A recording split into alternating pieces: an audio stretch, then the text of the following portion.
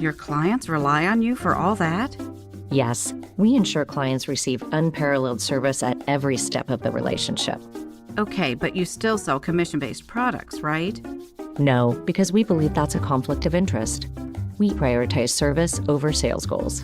So, then how do your fees work? We have a simple and transparent fee that's a percentage of our clients' portfolios. So we do better when our clients do better. Wow, we're more different than I thought. At Fisher Investments, we're clearly different. Learn more at FisherInvestments.com. Investing in securities involves the risk of loss. It's time for the madness, and your HVAC system is in a full court press. Cold mornings, warm afternoons. Your heater and AC are battling, and your system is working overtime. Don't let your comfort get knocked out. Score Brower Mechanical's Madness BOGO Special. Buy a heating maintenance and get a free AC maintenance for just $89. Call 916-352-3113. Brower Mechanical. Residential and commercial HVAC sales and service. License number 1081055. Spring is here, and there's really nothing better than hitting the open road in a new Honda. Whether you're shopping new or pre-owned, Stockton Honda has the selection and savings, plus get top dollar for your trade. And while life's roads are often filled with bumps, buying from Stockton Honda couldn't be smoother. Wherever the road you travel might lead, Stockton Honda is happy to get you there. Come in today or go to StocktonHonda.com. Anytime, anywhere, it's all here. StocktonHonda.com. Capital Casino is conveniently located in downtown, 411 16th Street, and has been a part of the greater Sacramento area for over 20 years. They offer the best variety of games in the region in a safe and friendly environment, and there's plenty of parking, all well lit and monitored by security.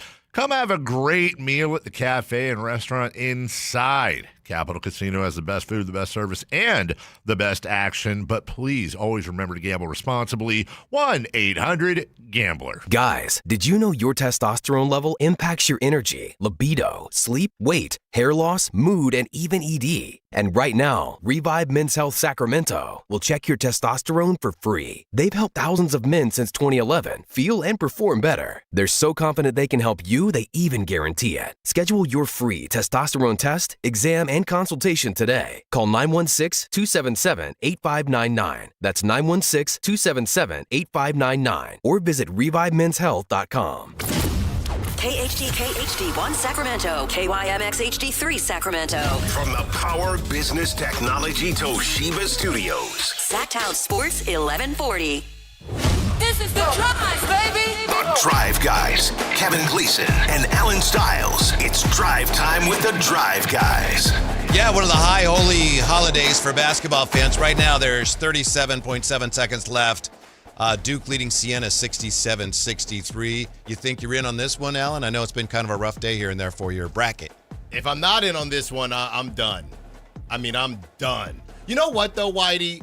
As long as there's not too much cheese. I mean, there can be cheese on the line, but as long as you haven't Siena 3-ball invested too much cheese, sometimes a nice busted bracket, if you gotta be careful here.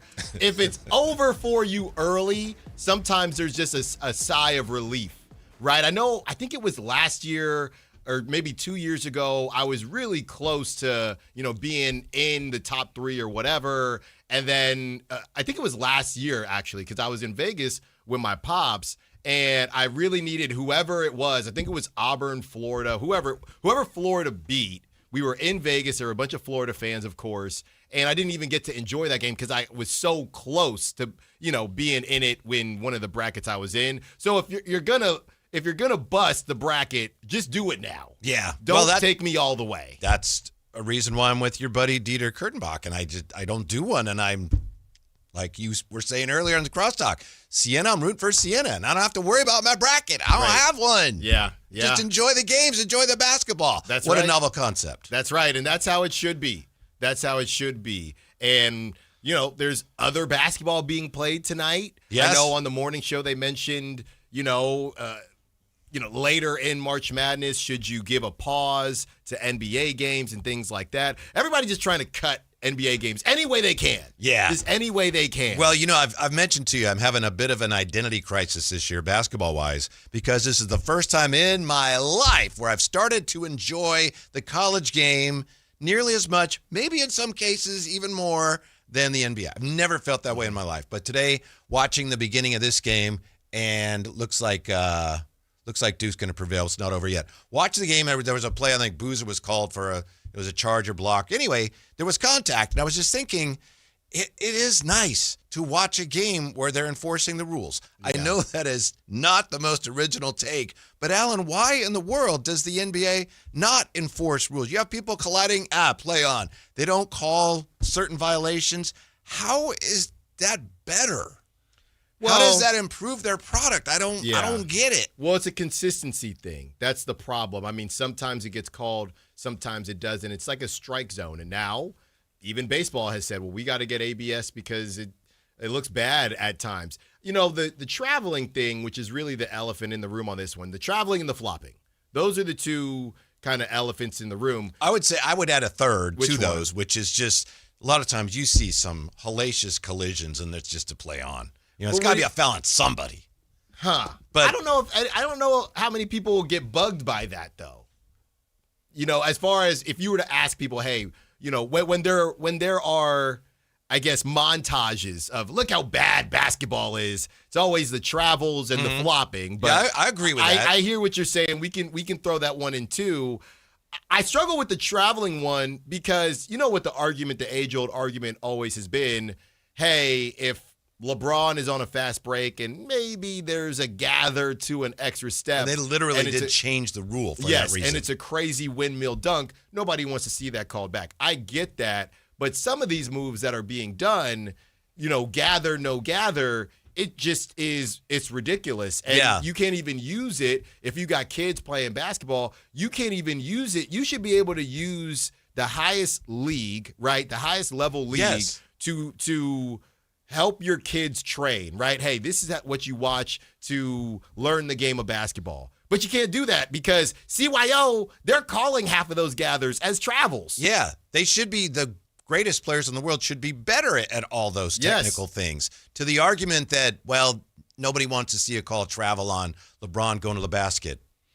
Okay, but LeBron should know better than anybody in the world what's a travel and what's not, and he should be able to avoid a travel. I hear you. I hear you. And I know it's show business, but anyway, it is kind of refreshing. By the way, Duke has prevailed 71-65 over Siena. Woo! Yeah, I mean, that one person. I mean, I'll tell you this much, not to go Schmal and Miles, but I'm sure Siena covered. I mean, they lost by 6? So I'm sure whoever had Siena is feeling good. That's a win for everyone. Obviously not Siena, but it's a win all around. Because that spread was probably about 15 or something like that. The Kings are in position where they could get a win tonight against a Sixer team that is riddled by injury. I don't know if Joel Embiid is supposed to play. Wait, what do we have? I got you right now. As of, this is always in Central Time. So or Eastern Time, actually. As of 1:45, Joel Embiid out. As of 1:45. So I think there's a very good chance the Kings win tonight. Tried to tell you. What I say last week, that Sixers game, because who the hell are they playing? Yeah, we'll see. And we'll see what the approach is. Yes, that is the correct terminology. What is the approach tonight? Because we saw you get your doors blown off. Or what did you say yesterday? Get your eggs boiled? I don't know. They got boat raced. No, they got you bikini said something waxed. about eggs. Yeah. You said something about eggs. I don't remember what I said They got about your eggs boiled. Okay. Hard boiled. Hard boiled. All right. You got that. And you didn't play the vets. Okay. Or the vets didn't eclipse 25 minutes. Prior to that, obviously, they didn't have a lot of guys. I heard, Malik Monk is back. So what does that do to the rotation as well? He's a guy who we were talking about, Malik Monk, in some of these games where, you're playing the Jazz or, I don't know, the G League Sixers. Malik Monk is maybe taking advantage. The young Unks, right? We have to worry about, this is why the Kings are in such a unique spot. The Unks and the Monk. The Unks, the Monks, the G-Funks, all of it. This is why the Kings are in such a unique situation. Because you have the vets, right? DeMar and Westbrook. And even if you don't play them, and remember, now with Monk playing tonight, 4 rotation guys not playing. At least 2 starters not playing. 3 starters not playing tonight. But you have 2 vets that you got to manage their minutes. Then after that, you got your Precious Achuas and your Malik Monks, where depending on who's out there, they can look like all-stars against some of the talent or lack thereof that's on the floor. So this is just a lot. If you look at what the Wizards are doing and what the Nets are doing, the Jazz, not as much, but if you look at the Nets and the Wizards, the Kings, even the Pacers, the Kings are in the Pacers are maybe closer, but they're doing weird stuff with Pascal Siakam's minutes and some of the guys they have out there, Obi Toppin, guys like that. But the way that they have it lined up, Whitey, I just think there's just too many mouths to feed or too many mouths to try to starve, and other teams that are in a similar position to the Kings don't have to do that. And maybe that's partly why the Kings are saying there's only so much we can do because this roster is just ridiculous. I'm just looking at the Sixers and where they are in the standings, and they're not tanking because they're 37 and 32. Right now they'd be 14th. They would just be inside the lottery. That would depend on what happened in the play-in. That pick would go to OKC. So I was just checking, by the way, Alan. 14. Who's somebody going to get with the 14th pick? One of the options, according to Tankathon, one of the people they project to go there at 14 is your guy Lindeborg. That's a pretty good 14th pick. Yeah. Well, I mean, it speaks to the depth of this draft. And we said he's a senior, right? Yeah. Yeah, he's a senior. He's 43 years old. I'm sorry, I read it wrong. He's 20. He's about 24. That's gonna be me on Saturday. That's what it is. But the thing about Lindeborg is where he's sitting right now, Whitey. Those are the types of teams that aren't necessarily looking for a 19, 20-year-old. Yeah, those teams are right there. Play in, possibly play off. Those names are going to rotate a little bit, so they could use somebody that's a bit more seasoned and ready to go. By the way, Whitey, left hamstring soreness for your boy Clifford, the Big Red Dog, Neek Clifford. So you mentioned that yesterday. No Devin, no Neek tonight, but you do get Malik Monk back. Mm-hmm. By the way, Jim Knight here in the chat talking about the calls in the college game as opposed to the NBA. Who cares if no one wants to see it? It should be called. Superstar calls are BS. I'm with you, Jim Knight, and I know that's kind of an old school, old guy take, and I don't know how old you are, but I'm with you 100%. Mm-hmm. Anyway, it's not going to happen. I'm just not sure why.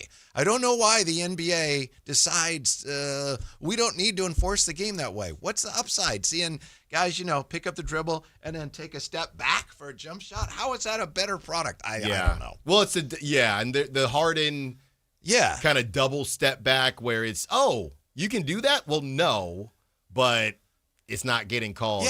Yeah, honestly, it's those step backs. Those are worse than the dunks at this point. Because, everybody's taking threes. I think it might be the step backs. But if you were to layer them, Whitey, if you were to prioritize them, I think most fans would 100%, maybe not 100%, but 80, 90% would more so complain about. If you said, hey, what's a rule that you wish was enforced more? I think 80 to 100%. And now there's your boy Drew Carey. Price is Right. I had it wrong last week. Price is Right when we were talking about the game shows. Yeah. But I think they'd all say the flopping. I don't know how much the traveling bothers. I don't know how much the traveling bothers fans. Flopping does seem to be something that really offends people. It's on offensive. A deeper level. Yes. Yeah. You know what offends me? And I know you guys played baseball, you and Jay, and I know sign stealing has been part of baseball forever. It. Do you? It's less a part now because the pitch com and all that. But I feel like the midday show kind of stole our signs. Right? But that's on you, White. Right at the end of the show when they're talking about Schroeder. No. And we had that on our docket. You know what that is? What? So when you're on second base, and Jay, I know you know this one. If they're only going one sign, then that's on you. You went one it's sign on me? there. Yes. They just throwing down one or two.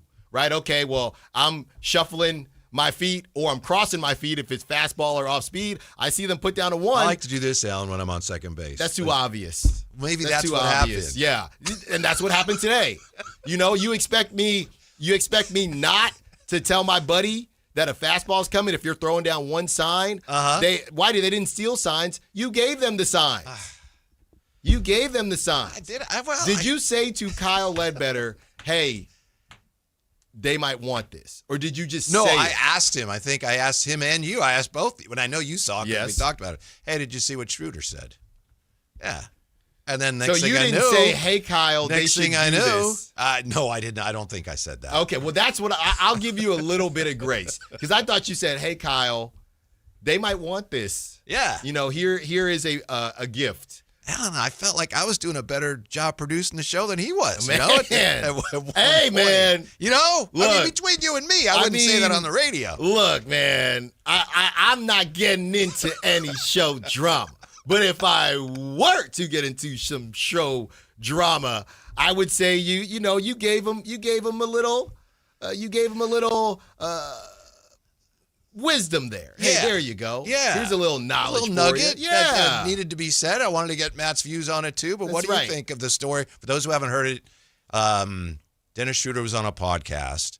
It was a German podcast. So it's adding another layer to the whole thing is the fact that everything that at least I read from Dennis Schroeder, even though he and I were speaking German, a media day, of course, but it's translated to English. Right. So, some of it's like we says, I don't have a lot of contact there, something like that. It's like, what? Well, that's probably not exactly what he said. I but think that's it's it. Yeah. probably Yeah. how I heard it is I haven't really talked to them since. Right. But he basically said, well, the Kings told me one thing, and that's not what they did, and that's too bad. Yeah.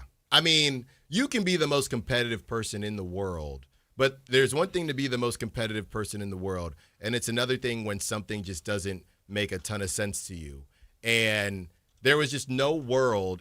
Look, you don't have to agree with the Kings signing Dennis Schroeder. Heck, I know I didn't necessarily agree with it, but the idea of bringing Dennis Schroeder in and then immediately signing Russell Westbrook after, what was it, Whitey? A couple preseason games where they didn't look great is clearly. Yeah, Schroeder struggled in the preseason. Yeah, it's clear. And he was coming off the FIBA. He was the FIBA MVP. So he was feeling himself a little bit, as he should have been. And then for the Kings to say, you're our point guard of the future, even if it's the future is the next 3 years, you're our point guard. And then to bring in out of all, this ain't, and it's not about skill level. It's about mentality. And it's about brand, I would argue. You have somebody that is, has all these records on the line, and we know they play completely differently, even though they're both point guards. But I don't know, Whitey. It's like the transfer portal, and you transferred in somewhere, and the coach told you, hey, you're going to be the guy, and then you get some 6-year senior coming in that has a connection to the coach or connection to the league, and you're thinking, well, this guy's obviously going to play. It's just a matter of how much, and it didn't take long. Yeah, and if that's what happened, that doesn't mean that when the Kings spoke to Schroeder originally, like, you're the guy. We knew that, right? You could see that, and we heard that too. Things happened that compelled them to change their mind. It's not like they were intentionally deceiving him. We'll get him to come here by telling him all this stuff and it won't be true. No, Yeah. I think they intended for him to be the guy, and things, for whatever reasons, we don't know, changed. And then, he was left kind of, wait, what happened to all that? Well, that's changed. Yeah. But that is pro sports. Right. Yeah. But the thing is, the difference, as I see Jim saying Dennis Schroeder wasn't good early in the season, Russ was better, it's more the conversation of bringing Russ in, right? If somebody says to you, we're committing to you, and then you bring in Russ, and I don't think you were ever really committed to me. Well, that because could now be, it's a tryout. and I know it looks that way. I don't want to venture down that path because we just don't know. That I'm just telling seems you how reasonable. it sounds Yeah. to me. Right, That's how I'm interpreting what Dennis Schroeder is saying. Yeah, because of the sensitive nature of it, I don't want to speculate too much. I see what you're saying, and certainly that might have been the case, but we don't know that. Don't get me wrong. Yeah. I was not thrilled with the Dennis Schroeder signing, so don't get it twisted. I'm just saying, if I'm Dennis Schroeder and you sign me to a 3-year deal, I've been on 8,000 different teams, and now I get to settle in with my family here. Right. And then you wake up the next morning and Russell Westbrook is signed. Yeah. I mean, he definitely, we know that. We heard him say it. Kyle Draper and I heard him say it. I don't know if you were still there, but on Media Day, he talked about that. Oh, this is great.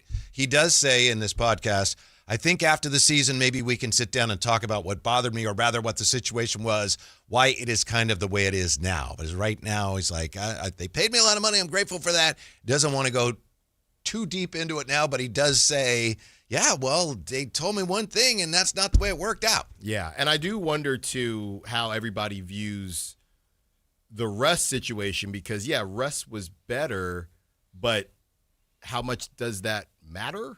Now, like, how soon do we have to go into Russ is Russ and he's a vet and he does things the right way? Because it doesn't really matter that early on he was better. Now it doesn't, right? It doesn't matter. They were losing games then. It was just a different type of loss. And Russ is still 37 years old. You still need a point guard of the future. If anything, I guess the argument is, adding Russ allowed them to leave that commitment with Dennis Schroeder, so now things should be smoother if you go get a Darius Acuff or whoever in the draft. But that goes back to my initial argument. I didn't necessarily know why they signed Dennis Schroeder to begin with. Yeah, I think what they said and what they did simply were not, it just wasn't the same. And that really, what does hurt mean? I'm assuming he was asked, did it hurt? What happened? I'm in a better situation now, but when someone says something, I'm always a fan of making sure we keep it that way. If I tell someone, hey, we're going to do this and this, then I don't suddenly go off to the right, So you should always keep your word, and unfortunately, the Sacramento Kings didn't do that, end quote. That's Dennis Schroeder's, his view of how things went down here. Not the first time we've heard something like that. Mm-hmm. Sasha, they flew out Mike, flew out the crew. Check out Sasha. How about this? Don't be an international MVP. It's a bad sign. If the Kings are looking for you and you are an international MVP. Or even if you're not an MVP, like Šarić. Yeah, international. Don't sign. Just sign and take the money. Get it in writing. Yeah. Sasha said, I'm out of here. What was he supposed to be in Toronto? He said, no, I am not. Mm-hmm. Yeah, I understand the disappointment as much as we can, given that we don't know the whole situation. But it is pro sports. When a team says you're starting, that's not a ironclad, 3-year promise. No, but, he's entitled to feel how he feels. Of course. I'm the number one guy that I know, people hate that F word when it's in sports, and I'm talking about fair, right? It ain't about being fair, but he's still allowed to speak his truth. Yes, we don't have to and agree he was with asked. it. Someone asked. Yeah, like I said, if you're signing Russell Westbrook, I'm taking that as if you don't really trust me. You know what I mean? And to that end, I don't know, because here's the thing. Is that why he did when maybe Keon did that? You were on that first. I thought it was all honky dory. Maybe it was. Maybe it wasn't. I think to me, it's just about a comfortability. And if you're, like I said, in crosstalk, because, we talked about it in crosstalk because of you. Like I said, Russ is the system. So there's no real learning curve, especially when you're Doug and you're immediately, trying to tread water here. There's no learning curve with Russell Westbrook because you're not really running that much of an offense because Russ is going to do whatever Russ wants to do. That's how it is. So once you have that, that's an easy, and that's no disrespect to Doug, that's an easy escape valve versus having somebody like that on the bench and waiting it out, working through Dennis Schroeder trying to learn this offense with DeMar, with Zach LaVine. So it just gave them an easy option that's an easy, exciting option. Mm-hmm. So I don't know that Dennis Schroeder ever would have looked great. But, to go baseball one more time here, if you sign me as a center fielder and you give me 2 series and then you bench me, I don't think you actually... It sounds like that happened or something. No, it never happened to me. No, they give me more than 2 series. Leaned into that, I get the sense. No. He's speaking from experience here. No, but if you... the one time somebody did come in, I moved to left. You know what I mean? They said, hey, Alan, we want to see how this looks. By the way, I looked up some of your quotes from the... Palo Alto Oaks today. You were like, everything's, it's the 60th year of the Oaks and everything's coming together right now. And the manager of that he said, I didn't see it at first, but boy, he's really playing well. See? I'm not making that up. And I don't remember the guy's name. I can find it. I didn't see it at first. Yeah. Man. I gotta sneak up on some people. And they all talk about how fast you were, too. Yeah. I'm getting back, though. Okay. I'm getting back because we're getting ready. We got a lot of sporting events coming up here, Whitey. Mm-hmm. Mayors, we have a lot to get ready for. What else do you have coming up this weekend? This weekend? Yeah. What's coming up Saturday? Like I said, there's been the group chat. There's 15 people in there. I haven't really checked in that much. But the thing is, that's what it is, Whitey. Here I'm going to show up. What is this? This is for you for Saturday. Oh, thank you. Thank you, Whitey. Yeah. Whitey was talking about the Black Panther Pyrex. And Whitey is gifting this to me. My mother-in-law saw her this weekend. I had to ask her for it. She said, yeah. There's something inside, too. Oh. Yeah. Cards? I don't know why there is such a thing as a Black Panther Pyrex. Yeah, I don't either. But there you go. Wow. Yeah. Oh, my goodness. Yeah. We got an Allen and Ginter Buster Posey card. A patch card. Get that signed. Sodes, Tyler Soderstrom. Rookie card. Jeremy oh my goodness. Jeremy Sohan, my guy. Still on the Spurs rookie card. Oh, the Eastern Conference. Jonathan Kuminga. Benedict Mathurin, Indiana. Yeah. Rookie. And the best that never was on the Kings. Of course, I'm talking about City Sissoko. Yeah. Rookie card. Yeah, what team was he on here? I think that was San Antonio. Yeah. Wow. So there you go. And my wife was the one Whitey. that put the bow on there. But happy birthday. Thank you, Whitey. I know you're not in tomorrow. So. Thank you. I appreciate that, Whitey. Wow, that was great. Uh-huh.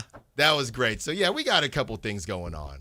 Like I said, tomorrow we're going to be out in the Sacramento streets with the people, watching day 2, even though it might not matter for me anymore, showing my buddy the best. How can it be over already? Because this is what I'm telling you. It's these early games when you have a big name that everyone else picked, these games matter the most. If you went chalk, you have to do really well in these early games because that's how the possible points kind of move back and forth. So I didn't do very well. So there's 8 other people that picked Michigan. So I'm fried. Okay. UPS Chris, by the way, says, Alan, Duke was favored by 28.5, LOL. That's crazy. So, yeah, the Siena, not Siena fans because they wanted them to win, but Siena bettors, I mean, you weren't even sweating that pretty early unless things got ugly.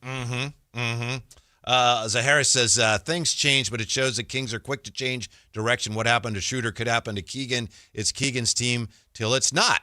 People just trying to get Keegan up out of here, man. Somebody always trying to get Keegan out of here. Well, I think they're saying, look, you just when the Kings say they're going to do this or that, you don't know if they're really going to commit to that. Well, I was texting you a ton, and I can't wait to get into it over the next couple hours here because Jim Knight, by the way, says international players come here and forget how to shoot and defend. Well, some of them never defended, but a lot of them did shoot. So I feel you on that, Jim. But just the conversations that we had, Whitey, and we're already starting to see it. That's why this show is, doing as well as it's already doing, because now all of a sudden people want to talk about hybrid rebuild.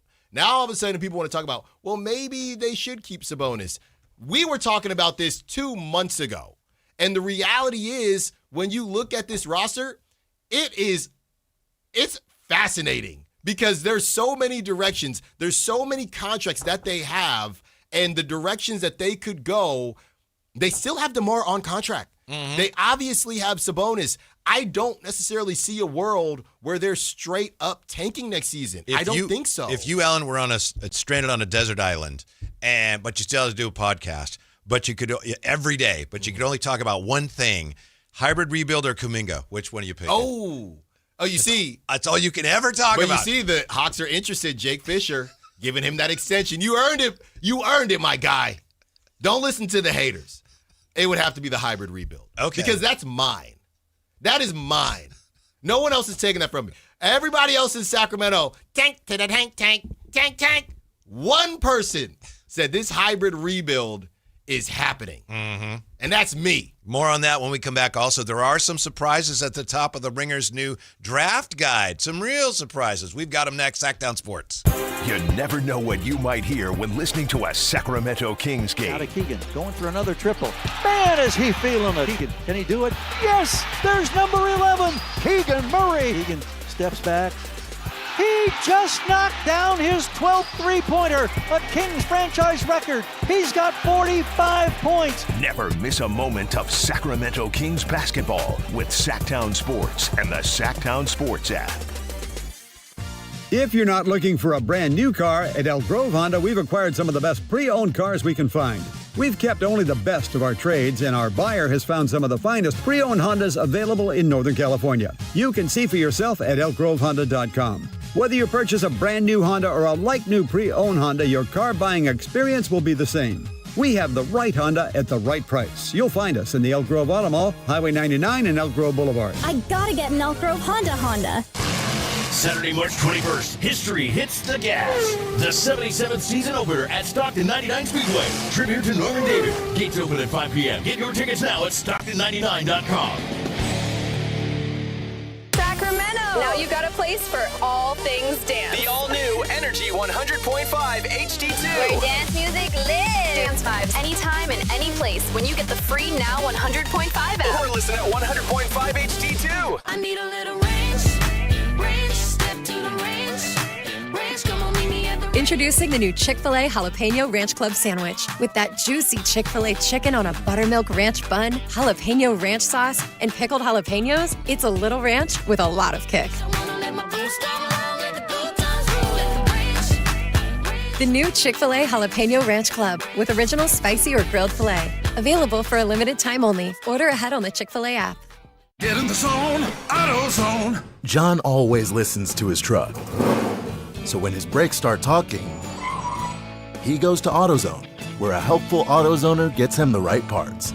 If John has time to put them in, he borrows a kit with Loan-A-Tool. And if he doesn't, he gets a free shop referral. No hassles, just help. Everything you need, nothing you don't.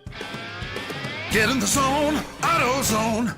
Deposit required for Loan-A-Tool. Restrictions apply. Have you tried my Colombian tamales? Yes, but the Mexican tamales I brought are way better. Colombian tamales wrapped in plantain leaves are unmatched, you know. But the Mexican tamales wrapped in corn husks are the authentic ones. At least we can agree that they taste better with Pepsi. Without a doubt, tamales deserve Pepsi. No matter what tamales you love, enter for a chance to win a year's worth of groceries. Powered by Pepsi. No purchase necessary. U.S. residents 18 or over. Ends April 5th, 2026. Rules at PepsiPromo.com/free groceries. Pepsi is a registered trademark of Pepsi Go Inc. Guys, did you know your testosterone level impacts your energy, libido, sleep, weight, hair loss, mood, and even ED? And right now, Revive Men's Health Sacramento will check your testosterone for free. They've helped thousands of men since 2011 feel and perform better. They're so confident they can help you, they even guarantee it. Schedule your free testosterone test, exam, and consultation today. Call 916-277-8599. That's 916-277-8599. Or visit ReviveMen'sHealth.com. Upgrade your parking spot during Sky River Casino's $1 million Park Your New Ride giveaway for a chance to win a brand new Audi Q7. Grab a free daily entry at our promo kiosk, and with 100 bonus entries every Monday, your luck could turn to luxury. Winners drawn every Saturday in March and April, with 2 guaranteed Audi Q7 winners during our grand finale drawings. Visit skyriver.com for details. Gambling problem? Call 1-800-GAMBLER. Must be 21 or over.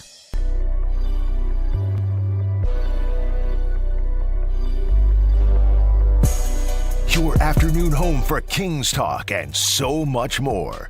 The Drive Guys on Sactown Sports. How about this from 11th North? Keegan is fine.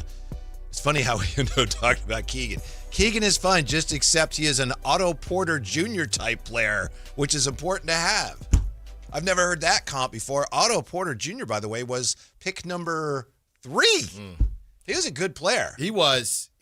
And I think, well, it depends on which Otto Porter Jr. are you talking about. Are you talking about when he was helping out Washington? Yeah. Although he had a little helping hand with the Warriors when they won the championship. And that's why I wanted some clarification there, because if it's that Otto Porter Jr., well, that Otto Porter Jr. wasn't making what's Keegan making, like 20-something a year. He wasn't making that.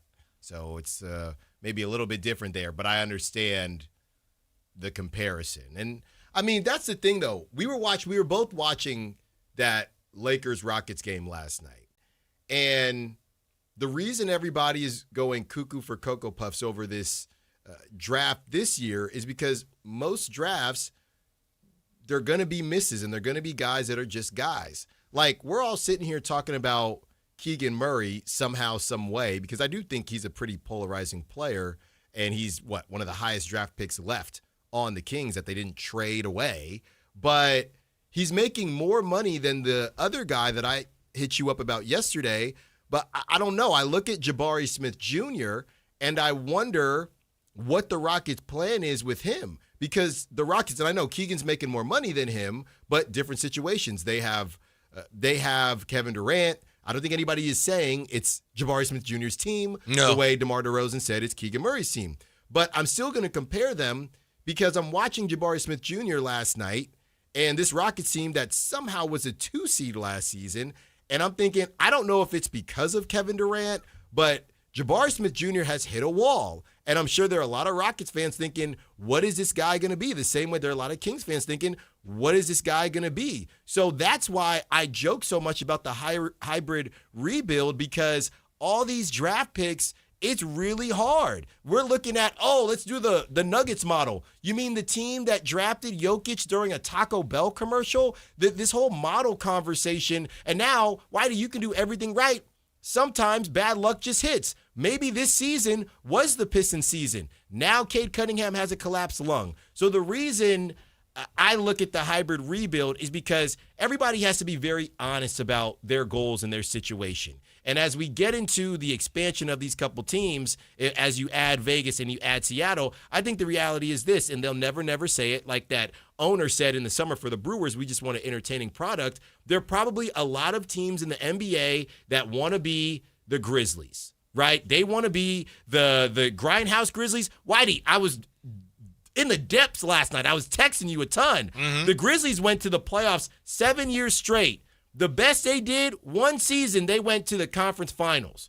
But I'm sure, it would have been nice to win something. And expectations change. Don't get me wrong. You brought up the Kings in the early 2000s. But I'm sure ownership is thinking, we're Memphis Grizzlies. We just went to the playoffs 7 years straight. By the way, wasn't that essentially 2 different teams too? Pretty much. Yeah. And then they get lucky in the tank, and then they get another run where they go 4 out of 5 years in the playoffs. Yeah. So I think the Grizzlies have done an outstanding job.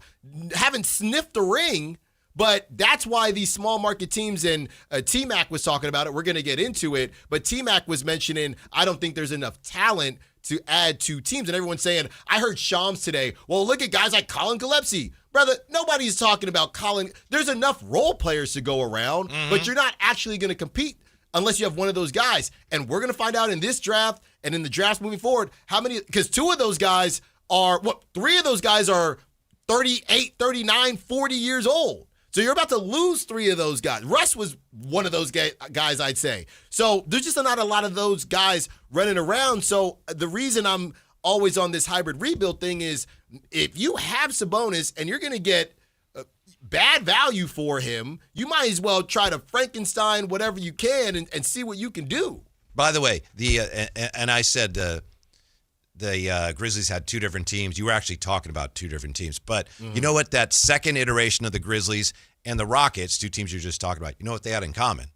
What? Dylan Brooks. And I hate to say this, but as you were texting me last night, I was thinking, not disagreeing with you, but just thinking, why is that? Why were they so much better last year? I think Jalen Green plus Dylan Brooks plus Van Vliet, who they also had last year before got hurt, are greater than the Kevin Durant that they have this year. Yeah. And they still got a ways to go. That's not a bad team. I also wonder if all that, whatever you want to call it, he called it that Twitter nonsense, what came out about Durant tweeting about his team or texting about his teammates, his teammates might be affected by that a little bit. Every time I see him on the floor with Jabari Smith Jr., I think of what he supposedly said about Jabari Smith Jr. So that could be a factor as well. And we don't know if he spoke to Jabari Smith Jr. and said, hey, just to let you know that was not true. But they do they looked last year like a team that was rising. Even though the Kings played well against them last year, you could see, man, that's coming together. Now it looks like it's come together and they've hit that ceiling, but it's like, they didn't get as far as I thought they would. No. And I think they know it. They're 2.5 games out of the play-in. Actually, 1.5 game out of the play-in. The Suns are 15.5 games back, and the Rockets are 13 games back. So they could be in the play-in. I mean, the lineups, and now they're getting on Ime Udoka, and the first half, they were just trapping Kevin Durant. But they're running out, the Rockets, they're running out of lineup. They have no spacing. I saw somebody, there's too many podcasts these days, they said they would have included Amen Thompson in the deal instead of Jalen Green just for spacing. And we know Amen's a dog. I would not have done that. That made me think, and things can get hot and cold very quickly. Is there any world, or is this going to be the year where people cool on Amen Thompson? And is there any I'll world, take him. Well, I was going to say, is there a Keegan Amen Thompson conversation at all? We already here. I doubt it. Keegan seems like exactly the type of player they don't need. Keegan has already been the type of player where you look at it and say, wow, what's wrong?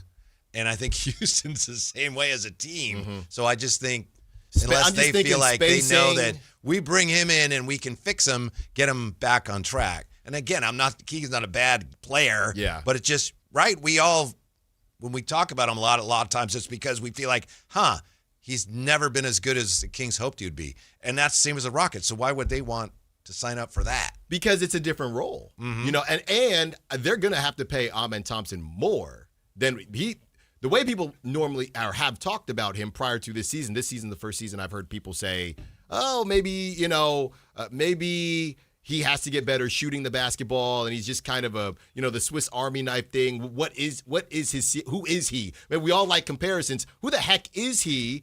You're going to have to pay him more. He's going to probably get that rookie max, and I know you got to make the money work, but the Rockets have enough money where they could find somebody. You bring in a Keegan Murray. He still brings you that defense. Yeah, no, you don't have that Swiss Army knife, but, I mean, do you really need it, or do you just want to have good spacing and good defense with Keegan? Obviously, if the Kings, whether they decide to go with a hybrid rebuild or not, a lot of their decisions is going to be based on what they do in the draft. So let's take a quick look here. 2026 NBA Draft Guide, The Ringer. This is Jay Kyle, man. It's very exhaustive. Doesn't mean it's right, but they've been working on this for a long time, and it's a great go-to source here as we get ready for the draft in the coming weeks. 2026 NBA Draft Guide. So their top 10 right now. Number 10 is Jaden Quaintance, Kentucky. 9, Mikal Brown Jr. 8, Kingston Flemings. 8. 7, Braden Burries, Arizona. 6, Darius Acuff. Okay. 5, Keaton Wagler. Caleb Wilson 4. AJ 3rd. Boozer 2nd. And number 1, Darren Peterson. Wow. So Nate Ament is out of the top. Let's see where Nate Ament did. Number 14. Oh, my goodness. They got Lindenborg 11th. Your boy Fallon 12th. Bennett Sturts 13. Nate Ament 14.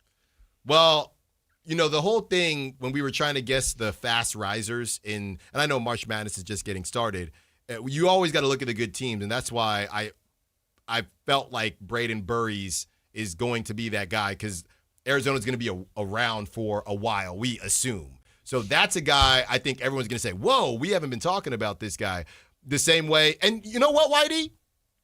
I know it's a different year, but did we learn anything last season? Let me remind you of a name, and I'll never forget this because I was actually driving around the Toe, listening to the Drive Guys, and it was you and Kyle Draper. And I heard both of you, mostly Kyle Draper, him and Han about, and maybe this guy will be good. I don't know. I really like a Walter Clayton Jr. Remember the Walton Clayton Jr. thing? Now, I know he went late in the first. He didn't go top 10, but that brother don't play on bad teams. He can't play. They will not let him on the floor. So I just be very careful of look, I got another one for you. Anybody out here remember Davion Mitchell? Now, Davion Mitchell is a solid player, don't get me wrong, but beware of the high risers in March. Now, sometimes it's real. About Darius Acuff? Beware. Sometimes they hit. Steph Curry, right? Steph Curry. I don't think I was ever that high on Walter Clayton Jr. I was kind of neither here nor there. Maybe you were just being agreeable, but I was in the car. I was driving around. I had to drop something off, and I'll never forget. Draper, Whitey, I look at a guy like Walter Clayton Jr., and if the Kings can get him in the late 20s, I think he'd be a real solid piece. I'll never forget. Okay. And maybe he might be nice. Maybe, and that's a weird thing, Whitey. If Walter Clayton Jr. goes to the Kings and gets that's the Maxime Reynaud, Neat Clifford conundrum. If Walter Clayton Jr. was playing as much as those guys, what would he look like? I don't know.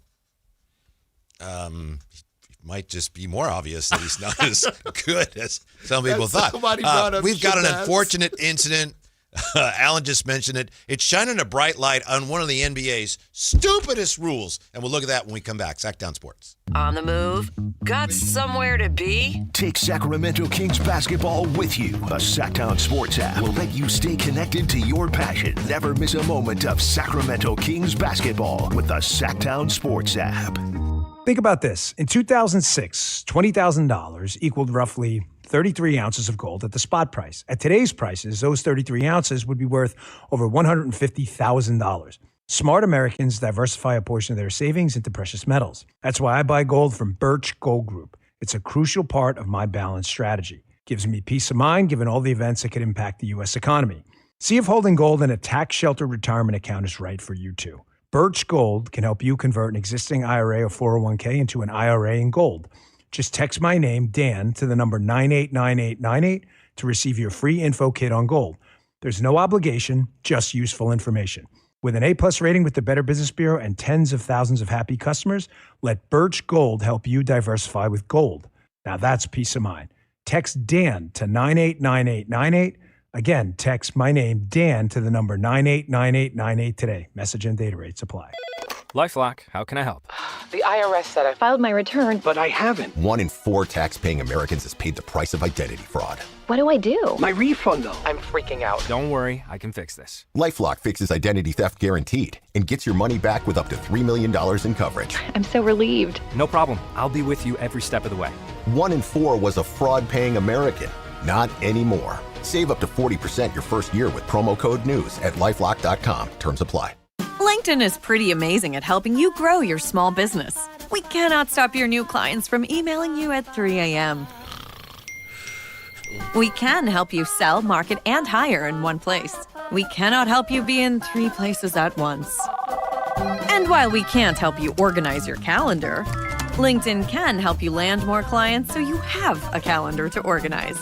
Grow your small business on LinkedIn. Learn more at linkedin.com/smallbusiness. What's up? We're talking to Chad Hoblet, Hoblet Dodge, Chrysler, Jeep, Ram, and Woodland. Chad, what's going on for the Declaration of Deals sales events? We're pledging our allegiance to deals and savings. Right now, you can save up to $15,000 off MSRP on new 2026 Ram 1500 crew cabs, or save thousands of finance charges with 0% financing for 60 months and up to $9,000 Hoblet discount. Wow, is 0% and up to $9,000? That's pretty amazing. We're here to help you save on your next new truck. Plus, with over 400 new Rams available, your perfect Ram is waiting.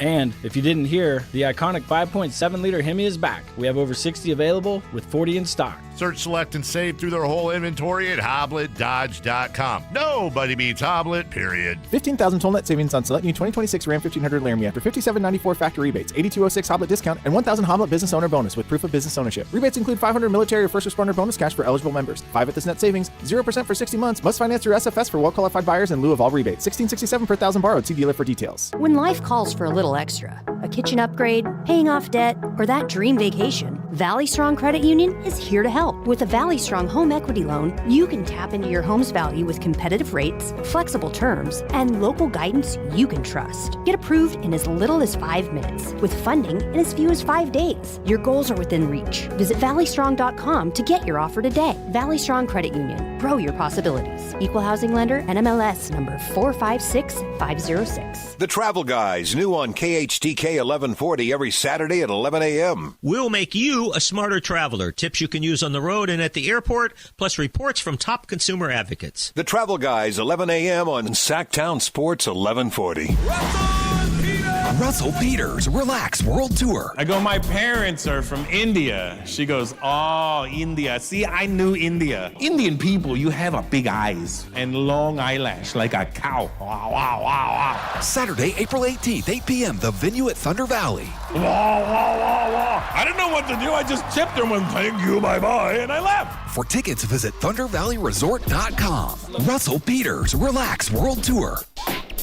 2 words. Prostate exam. Did your butt just clench? Relax. Screening starts with a simple, finger-free blood test. Around 1 in 8 men in the United States will be diagnosed with prostate cancer in their lifetime. But don't clench. Prostate cancer can have over a 99% 5-year relative survival rate when caught at a localized or regional stage. If you're 40 or older and have a prostate, visit RelaxIt'sABloodTest.com to see if a PSA blood test is right for you. Talk to your doctor about screening and next steps. Sponsored by Novartis. One of life's greatest mysteries has finally been solved. Who let the dogs out? Spruce, spruce, spruce. It's Spruce, the weed and grass killer that's safe for use around people, pets, and bees. When used as directed, spray the leaves for visible results in just 1 hour and dead weeds in just 1 day. You spray, they play. Spruce, pet friendly, weed deadly. Find wherever weed killers are sold.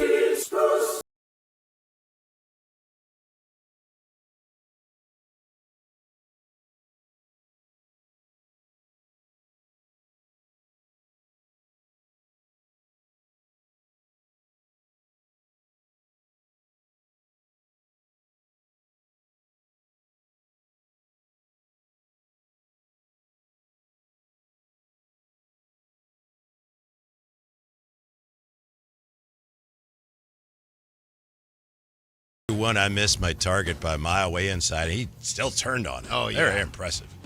Well, Yeah. you were dropping some bombs, some doubles. Yeah, you kept it up in my wheelhouse. Yeah, yeah. That's it. I got to finish. Yeah, got to finish the pitches. Yeah. There's a stupid rule controversy right now, and everybody in sports media is saying the same thing. And I don't know about you, Alan. I hate to just jump on board with everybody else. Everybody's saying, this rule is so stupid, they need to change it. But they're absolutely right. And you mentioned the fact that Cade Cunningham suffered a collapsed lung, and so he's going to be out a while now. He's played 61 games. The Pistons are hopeful and optimistic he'll be back for the postseason, but it's unclear whether he'll be able to play and meet the 65-game minimum for awards, including, All-League, MVP, all that. He's probably not going to be MVP as a candidate, but he certainly should be All-League. He's having a phenomenal year. But if he doesn't play in 65 games, he's not eligible. How idiotic is that? Well, it's not the spirit of, Again, as our guy Dieter, you can check that out on YouTube, Dieter Kurtenbach just ripped Adam Silver, but it's not the spirit of the rule. The spirit of the rule. He did. I don't know about you, but if we're ever at a Kings game and the commissioner's there, I'm just going to have to. I'm not going to be there. Yeah. No. I would say, look, this was that. I just asked a question. I did not. No, I was laughing because I wasn't laughing with him, Mr. Commissioner. I was. Right. We have TVs on in there, and they had Seinfeld. Yes, I was being agreeable. Yeah. I was being agreeable. But, the spirit of the rule, again, and this is the tanking thing. This is what the league has done. We're going to overreact to issues that maybe aren't as big as we believe them to be. I think the funny part is based on the timing, with all of the superstars aging anyway, all of them have their accolades. So the people, this is the Kawhi rule. Kawhi don't give a bleep. LeBron, Steph, none of them really care at this point. They're just trying to win rings at the end of their career. Mm-hmm. So this new group, it hasn't been as bad. Now you got the tanking problem, but you don't have to worry as much. Now they're sitting, but these aren't guys that were possibly going to get All-NBA anyway. So there's a lot. I mean, you had Joel Embiid was another one, but then he also had injury. He won his MVP. I got it. I'm good now. So the overcorrection to some of these issues, that is what Adam Silver has done, and we have to be a bit fearful, if you will, that he does the same thing with this tanking situation. Yeah. As I recall, they implemented this rule about 3 or 4 years ago. And my understanding, I don't know if they came out and said this, but it was apparent that they were trying to address the fact that so many players, big name players, were missing a lot of games. And it was a problem for the NBA because they were trying to sell the league and land their new TV deals. Mm-hmm. And that was an issue. Like, we can't get somebody to spend all this money if our best players aren't playing in our games. Why do they want to televise them? Right. So they landed the TV contracts. That's not a concern, but I think their hand may be forced here this year because right now, so you got Cade and he's on the brink of not playing in 65 games. Hopefully he will, but there's a very real question as to whether he will. So he wouldn't be eligible for awards. Shea is teetering on the edge of eligibility, as is Jokic, as is Wembanyama. So if you have all those guys that are not eligible for awards, your awards are meaningless. So what do? You have to change. You can't change it now. You just have to take that big bite of that lemon, and then you have to change it in the offseason. Just get rid of it or try to put some caveats in there. I don't think it's done any good, and it seemed like it had an impact the first year it was implemented. I'm thinking specifically of Tyrese Halliburton. Remember, he had a hamstring injury. This would have been not last year, but the year before. And he tried to play through it as much as he could because he wanted to be eligible for the awards, and he ended up just getting hurt worse, and it just didn't accomplish anything for anyone. Yeah, I think what they have now with the superstar rules and the nationally televised games, I think that is a good piece of this. It's funny because the tanking does now loop back in to when you go what the big name teams that head to New York or they go on the East Coast trip and somebody's been waiting to see them. I mean, is it enough, Whitey, to just say, hey, man, sometimes it's just luck of the draw.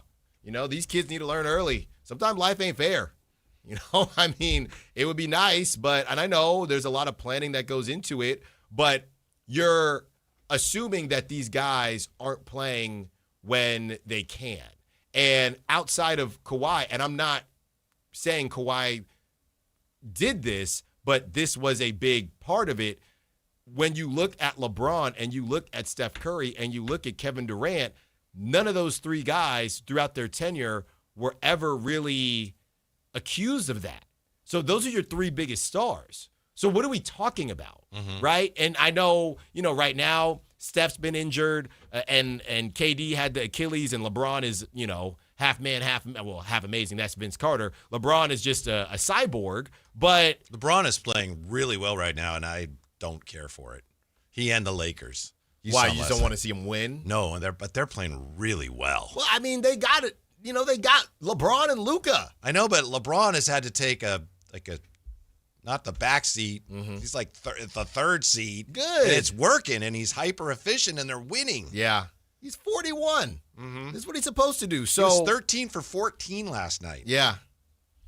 Anyway. Yeah, but the whole idea of it, I don't know. The whole thing was overblown, as it always was. And if you asked Adam Silver right now, hey, what were you trying to, or what is this accomplishing right now? I don't know what he could tell you because guys want to play.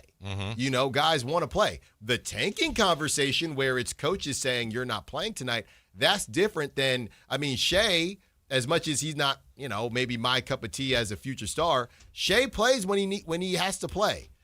Anthony Edwards plays when he can play. Like, these guys want to play. They want to compete. So what's the problem? Like, they're not – who out there do you think, if you gave Adam Silver truth serum, who out there in their prime is – if you removed the 65-game minimum, who out there do you think wouldn't play as much? That matters. Right. That matters. Yeah. I don't know who. It was all about Kawhi. Yeah. And then I think he suffered for that too, because he did try to play a lot of games that first year that they had the minimum, and he ended up getting hurt worse. So, right. They can do it. Save face. Just do it behind closed doors, and just pretend nothing happened. But we need to change that rule. It's really going to hurt the NBA. Now, you were talking last segment about the hybrid rebuild for the Kings. Do you think it's going to happen? Do you think it should happen? Hybrid rebuild being, if I have your term correct, that is, you get a good pick next year if you're the Kings, and then rather than continuing to rebuild or tank or whatever phrase you want to use, you're riding back as hard as you can next year for a play-in spot or better. That's the play. That's the hybrid rebuild, right? Yes. Okay. I would say that I would do the hybrid rebuild. I think they should. And the main reason I've landed on this, Whitey, is for one reason and one reason only. It's just incredibly hard to win a championship. We talked about Denver, and watching the Rockets last night, and honestly the Lakers, watching both those teams last night, realizing, number one, the tanking rules are going to change. We don't know by how much. Realizing that a team with LeBron and Luka, I know LeBron's in his 40s, but a team with LeBron and Luka, nobody's talking about them. Maybe they'll get hot. I know the Rockets had some injury issues with Fred VanVleet, but they're 2.5 games away from the play-in. And it just made me think, if you already have Domantas Sabonis, you're in a position, you might get a top 5 pick, you might get the number 1 pick, you're a bit stuck with some of these contracts. Let's not forget, this isn't about, well, Allen, you wouldn't give up Domantas Sabonis for 3 firsts? Oh, of course I would. But that's not going to happen, right? So you have that going on. I don't know what to do with DeMar DeRozan, but he seems pretty darn comfortable out here. Zach LaVine, you have him for at least 1 year, so you just ride that out. You still have Keegan. You have Keegan, who you can't move off of, or maybe you could. You have DeAndre Hunter, who I don't think you're moving off of. So there's just too many guys. Malik Monk, who I don't know if anybody's interested in him. He's missing all these games to end the season. Why do you have about 4 or 5 contracts that you probably can't move? You didn't mention the big fella, did you? In the middle? Domantas Sabonis? Yeah. Oh, I started with him. I mean, you started with him. You can move him, but you're not going to get value. Mm-hmm. So if you're looking at all these things, how are you supposed to just start over? So it's not about me not wanting to trade some of these guys. It's about me not wanting to trade some of these guys if the value ain't there. That's why you're stuck. And the hybrid rebuild could be like 2 years. I'm not saying, you 2 years. No, I'm just saying, however long it takes, in the meantime. 2 years is pretty close to a legitimate full rebuild. In the meantime, while we're trying, because, okay, after next season, Sabonis has 2 years left. Maybe it's more attractive to teams. Zach LaVine's done. Now, that's more time for Nick Clifford or whoever. Malik Monk would only have 1 year left on his deal. So it's just in the meantime, while we seemingly can't get off of these deals, we might as well try to sneak into an 8 seed and get some playoff revenue. We will continue this conversation, but when we come back, we'll be joined by the Athletics' outstanding 49er reporter, Matt Barrows. What does he think of the Niner offseason so far? How's his bracket doing? We'll find out next on Sactown Sports. Stay up to date on Sacramento sports. Join the Sactown Sports 1140 newsletter. Visit SactownSports.com. This is the story of the one. As a safety manager at a manufacturing plant, he does everything he can to keep his coworkers safe. From finding ways to reduce risks to keeping safety supplies in stock. And for that, he relies on Grainger. Grainger offers a broad range of quality products and next-day delivery, so he can always play it safe. Call 1-800-GRAINGER, click Grainger.com, or just stop by. Grainger, for the ones who get it done. At Power Business Technology, we're not another big box corporation. We're your neighbors, locally owned and operated. We know what businesses like yours need, from reliable printers to high-performance copiers. We'll help you find the right solution with personal service you just can't get online. Need setup or support? We're just down the road and always happy to help. Power Business Technology, family hometown service with big-time solutions. Contact us today for all your business printing needs at 844-POWER-BZ. That's 844-769-3729, or visit us at powercopiers.com. Capital Casino is conveniently located in downtown, 411 16th Street, and has been a part of the greater Sacramento area for over 20 years. They offer the best variety of games in the region in a safe and friendly environment, and there's plenty of parking, all well lit and monitored by security.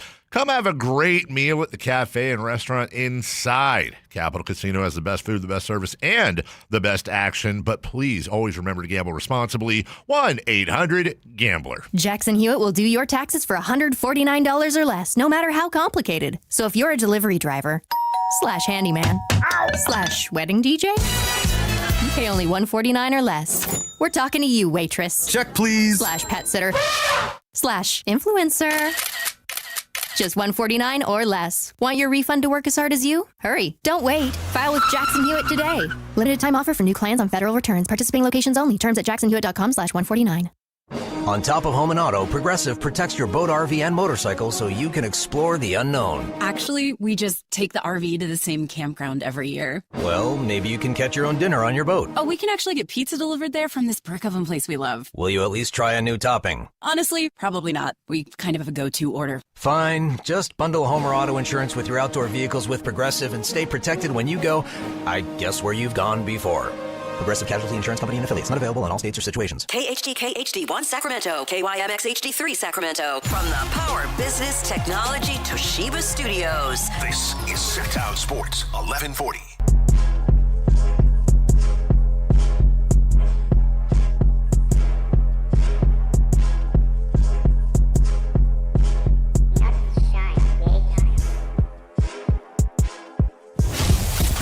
Drive Guys with Kevin Gleason and Alan Stiles on Sactown Sports 1140. Our next guest has, among other things, he's been an outstanding 49er writer for many years. Now at The Athletic, used to be with the Sac Bee. He also wrote a book. You're going to write a book, Alan? I might. Does that sound like something you'd like to do? Yeah. I like that. Yeah. Our next guest wrote a mystery, and I'm pretty sure it's called Muddy Water Runs Still or something like that. Here he is to tell us more. The great Matt Barrows. How are you, Matt? Did I nail it? You did not nail it. It's muddy the water. That's it. That's it. To sort of, confuse the situation, to obfuscate. Yes. I'll try to use shorter words so that you can understand, but that's what we're going for with the novel. Yeah, well, I know it's done really well, seriously. And I know, let's see, I think you were just at Tanforan at the Barnes & Noble. I was going to try to make it out there, and I couldn't make it. So congratulations. Are you anywhere near thinking about a follow-up yet? Absolutely. In fact, we are, I wrote this with my sister, we are probably more than halfway through writing the follow-up novel. So I think we'll be done this year, 2026, and probably it would be published in early 2027. All right, so we're looking for Muddy Water Runs Still Part 2, Alan. Mm-hmm. Something like that. No, I'm kidding. Of course, it's Muddy the Water. Well, we rely on you to help clear up the muddy 49er waters for us here. What would you say, Matt, is the most valuable thing Mike Evans figures to bring the 49ers? Well, they just didn't. They haven't had an ex-receiver, like the go-to guy at that spot since 2023 when Brandon Ayuk was in there. 2024, he was a holdout in training camp. The beginning of the season was choppy for him. He wasn't himself. And then he hurt his ACL, and we hadn't seen him since then. It was Juwan Jennings in that spot. He did a great job, but he's not an ex-receiver. He's not a guy that really, strikes fear into defenses' hearts. Mike Evans is. He catches a lot of passes. He catches a lot of deep balls. He's physical. He's a red zone threat. Someone really, a type of receiver that Brock Purdy really hasn't had to this point. So it'll be different. He's the clear number one, I would say. Ricky Pearsall is the clear number two. And I'd say that Pearsall is a really, really big beneficiary of having a Mike Evans on the other side of the field, of the formation. So we should see, if he stays healthy, I would think that close to 1,000 yards would be very realistic for Ricky Pearsall. Bottom line, I think Mike Evans is the guy that makes everybody else in that passing game a little bit better. Well, Matt, you're probably, 3, maybe 4 months away from the Brandon Ayuk questions going away forever. How about that? But you're not there yet, Matt. You're not there yet. Obviously, we saw some things that George Kittle has said on podcasts, and just a couple other radio hosts and analysts have some rumors pop up. How does this end for Brandon Ayuk and the 49ers? I mean, I think that the fact that he's still on their roster right now means that they think that they can get something for him. And it might come during the draft or after the draft when teams, look at their roster and maybe they didn't get that wide receiver in the draft that they thought they would. And they offer something to the 49ers. And maybe it's a 2027 pick. It's not going to be a great pick. And then I think that team would, negotiate a new contract, obviously, and then there would be a trade at that point. But, the 49ers are not going to give him away for free if they don't have to. Now, if, the draft comes and goes and nothing happens and we get into the spring practices and then they have that break in June and July or early July, I think at that point you cut ties with him once and for all, and you send him on his way. He's not going to play for the 49ers. There won't be a one-year deal. There won't be any of that. His time in San Francisco is over, but the 49ers are going to make him kind of stew a little longer because they think they might be able to get something for him. It's the great Matt Barrows. I do want to thank Matt, and I've sent you a message to thank you, but this is true, Alan. I don't know if you've noticed, but last year during the season, I would do these stupid little videos with the mini helmets, and I'd bang them together. And, I'd get like 50 people like them, whatever. And I thought, I bet I could find a way to get more people to watch. And I just added remember this. Matt, yeah. And he said something nice like, oh, that's really authentic or something. And one of the last ones I did got like 75,000 views. And because Matt acknowledged it, it said thousands of people watched. So I appreciate that very much, Matt. You're too kind.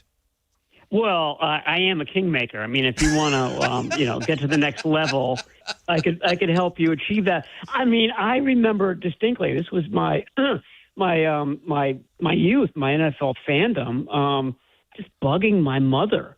As we were in Virginia, where I grew up, the grocery store was a giant grocery store. And there were gumball machines and stuff like that. And I never wanted the gum. I wanted those helmets. Yes. And I would just I remember just kind of being in her skirts and milling around while the checkout was happening and finally summoning the courage to ask for a quarter and her getting pissed off at me and just go away, take this and go away. And, I was trying to get all 28 teams back then, Whitey. And I remember this. I kept getting the 49ers over and over. And I had I was missing Washington and I was missing Green Bay. And I had 12 49ers helmets. And I'm thinking, gosh, this team is just killing me. And here I am with my career based on the very team that was causing me so much grief in the late 1970s. Never question the wisdom of the gumball machine. What is, Matt? Exactly. What's the difference between the way most fans view the 49ers offensive line and the way the front office views it? Well, I thought a couple of years ago, Chris Furster, the offensive line coach, put it as plainly as I'd ever heard it, is that they just think that the difference between a playmaker you can get in round one, say a wide receiver, is so much greater than the playmaker you can get in round 4 or 5, versus that same discrepancy between offensive linemen that you get at the end of the first round versus you can get on day 3. They don't think that the gap between that guy and the round 4 guy, say, is all that great. So that's where they put their emphasis. That's where they put their resources, and you've seen that throughout the years. There are a lot of wide receivers drafted in the first and the second round, a lot of edge rushers drafted in the first and the second round, and very few offensive linemen drafted in those rounds. So that's it. I mean, and you can disagree with it. And I just mentioned growing up in the 1970s and 1980s in Washington, and that team was built on offensive lines. And some of the successful teams these days are the same way. So it's just a difference in philosophy. With Kyle Shanahan, you can go back to his dad's Denver Broncos teams that had a lot of sort of anonymous players along the offensive line in terms of where they were picked up, late round draft picks, undrafted guys, and yet those O-lines, their rushing attacks, et cetera, were really good. This is just what you're seeing is sort of a modern day version of that philosophy. Matt, we've also heard some things about the Mac Jones price tag, whether it was a second rounder, multiple picks, or a first rounder. The way I've kind of looked at it is, man, either that means they value Mac Jones a lot, or it maybe means that they want to hold on to Mac Jones because Brock Purdy has gotten dinged up a bit these last couple seasons. What have you heard about the Mac Jones thought process, the price tag, and is it connected to Brock Purdy's availability at all? Well, I mean, you saw that last year. Brock Purdy missed half the season, and Mac Jones stepped in and played really well. Brock Purdy's been hurt a lot since he became the starter in 2022. He was hurt at the end of 2022. His first very first start against Tampa Bay, he broke a couple of ribs. And the next start, it was a Thursday against Seattle, in Seattle. It was a big question mark whether he was going to play or not. And that's sort of a microcosm of what it's been like. He did play in that game, but then he had the elbow injury in the championship game that year, and then the next year largely healthy, although there were a couple of things, I think a concussion, this and that, and then this past year, the foot issue. So he has been hurt a lot, and there wasn't a dramatic drop-off with Mac Jones. So I just feel like Kyle Shanahan is saying, listen, unless you offer me something unbelievable, we're not going to kind of get rid of that support. Imagine the lack of angst or the reassurance you have as a head coach when you know the worst possible scenario, like Joe Burrow with the Bengals, is if your starting quarterback goes down with an injury, then your season is lost. With Mac Jones on board, Kyle Shanahan doesn't have that worry. So, I mean, and I think that the fact that they're asking for the world, and I've heard unsubstantiated, I can't share it on the airwaves, but the asking price is pretty ridiculous. It's like multi-level things. We're talking players and picks and things like that. So I think a lot of teams have checked in, and a lot of teams have come away from those check-ins thinking that the asking price was ridiculous and was never going to happen. That's Matt Barrows. I've had the pleasure of knowing Matt for many years. I knew him before he was an author, and I can tell you, before he was an author, he never would have said things like a lack of angst. But, now that he's a writer, and he's sitting there in his smoking jacket, he can say those things. That vocab. Yeah. By the way, Muddy the Water, Amazon.com. There's 61 reviews, 5 stars. Wow. 5 stars. Good for you, Matt. Yeah. Matt, where would you say the Niners hope and expect the most growth in terms of the young players they drafted last year? Well, along that defensive line, I mean, that's a really young group. I know that they just traded for a Dallas Cowboys player who I think is 27, but it's Nick Bosa is the gray hair of that group right now. So that's where they're hoping for the most growth. They're hoping for their second round pick last year, Alfred Collins, their fourth round pick last year, C.J. West, to make big leaps this year. And they're probably not done at that spot, defensive tackle. They may end up drafting another young guy at that spot. They like to rotate those guys in, have 4 really good players who rotate a lot. And right now they've got 3 and then sort of a bit of a question mark. So I think that's still a spot that they could use and upgrade. I think edge rusher, defensive end. This is a team that had 20 sacks, which is a franchise low for the 49ers and in a 16, 17 game season. So that's the other area that needs to really improve this coming season. Pass rush. Running the ball on offense. It was a very down year for a Kyle Shanahan attack. They just were not able to run the ball with any consistency and effectivenose. So those are the two, and those are big issues that you have to fix. So those are 1 and 2 on the to-do list this offseason. Matt, you led me right into my next question. And Christian McCaffrey kind of felt, no fault of anyone, injuries happen, but kind of felt like the Niners maybe wasted a really healthy season from Christian McCaffrey. And now you're going to go into the next season and he's going to be a year older, just like everyone else. What is the plan at the running back position as far as the distribution of carries? Do they bring in another running back that maybe they, I don't want to say trust more, but, Kyle Shanahan tends to fall in love with giving Christian McCaffrey the football, and why wouldn't he? Do they draft a guy? We know how that's gone, the Isaac Guerendos of the world. What do they do with the running back distribution this season? I mean, until I see a change, I'm not going to predict it. I mean, this is the team that has done this year in and year out. I mean, you would have thought that they would have lightened Christian McCaffrey's load in 2025, given what happened to him in 2024. They didn't.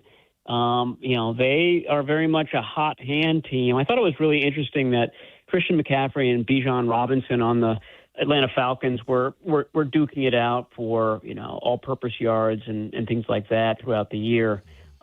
Similar running backs, and they can do everything, and catching the ball, running the ball.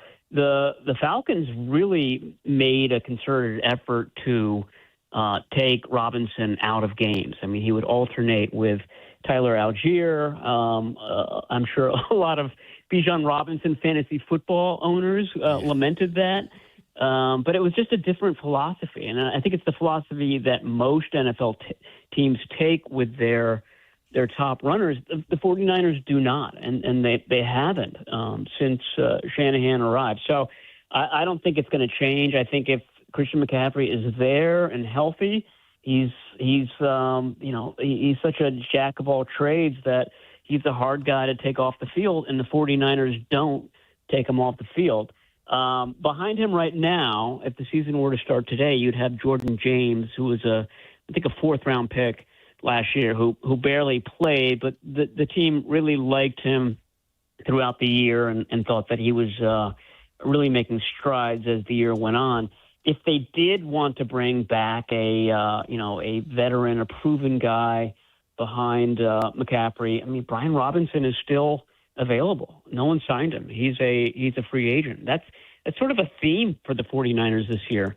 Some of their players lasted a lot longer on the market than you would have thought. Juwan Jennings still is unsigned. A former 49er, Deebo Samuel, is still unsigned.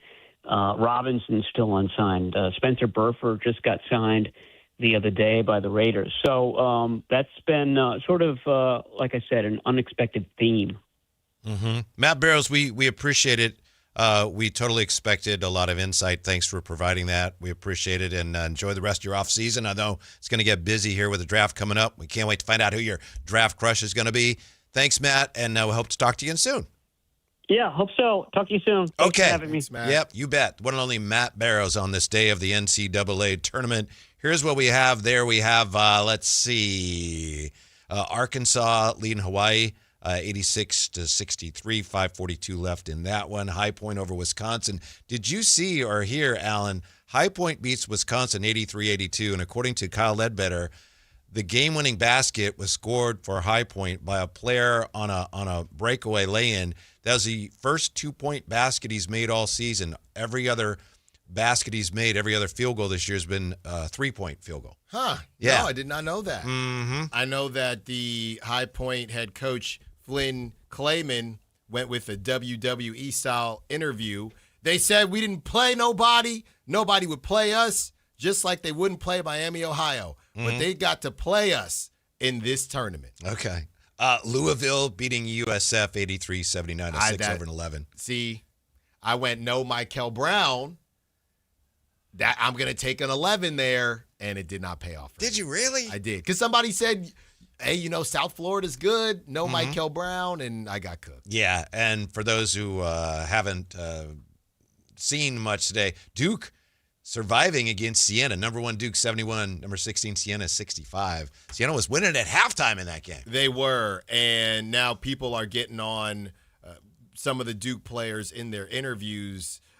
One guy, I just saw it, and when I was scrolling through here, he said, yeah, we thought it was going to be a cakewalk, but now we know that we have to show up or something like that, and people are saying that's a bad look. Yeah. Here is a great example of how the game has changed. You didn't used to see this in college basketball. You've got Mark Pope, coach of Kentucky, and he is responding to Yaxel Lendeborg's comments that Kentucky had offered him more money than Michigan did. Yeah. Lendeborg, his comments were published Monday. He said Kentucky had offered him money, and the offer, quote, had started. The number was $7 to $9 million. That's crazy. They were pretty much going off on the route like, we'll pay him anything to get here. And so now you've got the coach of Kentucky saying, I'm not trying to make a commentary on it. We will try to embrace the circus nature of this and count on some responsible media members somewhere to actually kind of dig in and find out or just be responsible reporting. So he's kind of implying that, no, that's not true, but I don't know that he's actually coming out and saying that what Lindeborg said is untrue. Well, we know who's number one on the NIL list for money spent. Mm-hmm. That's University of Kentucky. So, makes sense to me. Mm-hmm. You know, and again, he's a guy who he's still going to go in the first round, but he's a senior. So, you know, his draft stock gets looked at a little bit differently. So, you know, if you're going to stay, you're staying to get paid, Whitey. Yeah. Yes, you are. I have the Malik Brown quote. This was to Tracy Wolfson.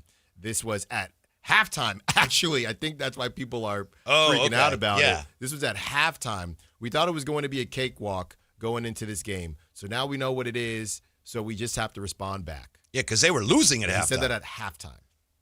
I mean, they won. So, you know, people are saying that's a bad look. Is this an insane quote? I mean, they won. He's also probably being honest. I think. Do we want honesty or not? Right? Do we want, hey, you know, we just got to battle back. Yeah. That's all we got to do. I would say it probably wasn't the smartest thing to say, but they won, so he's off the hook. But if they'd lost, you can imagine. But they did think it was going to be a cakewalk. Yeah. It's 116. What are we talking about? You probably thought it was going to be a cakewalk, too. The line was 28.5.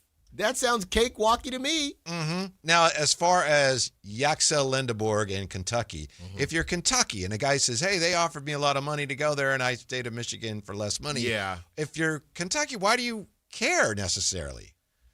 Can't you just, hey, you know what? I don't know that they do. Well, it sounds like they do because they're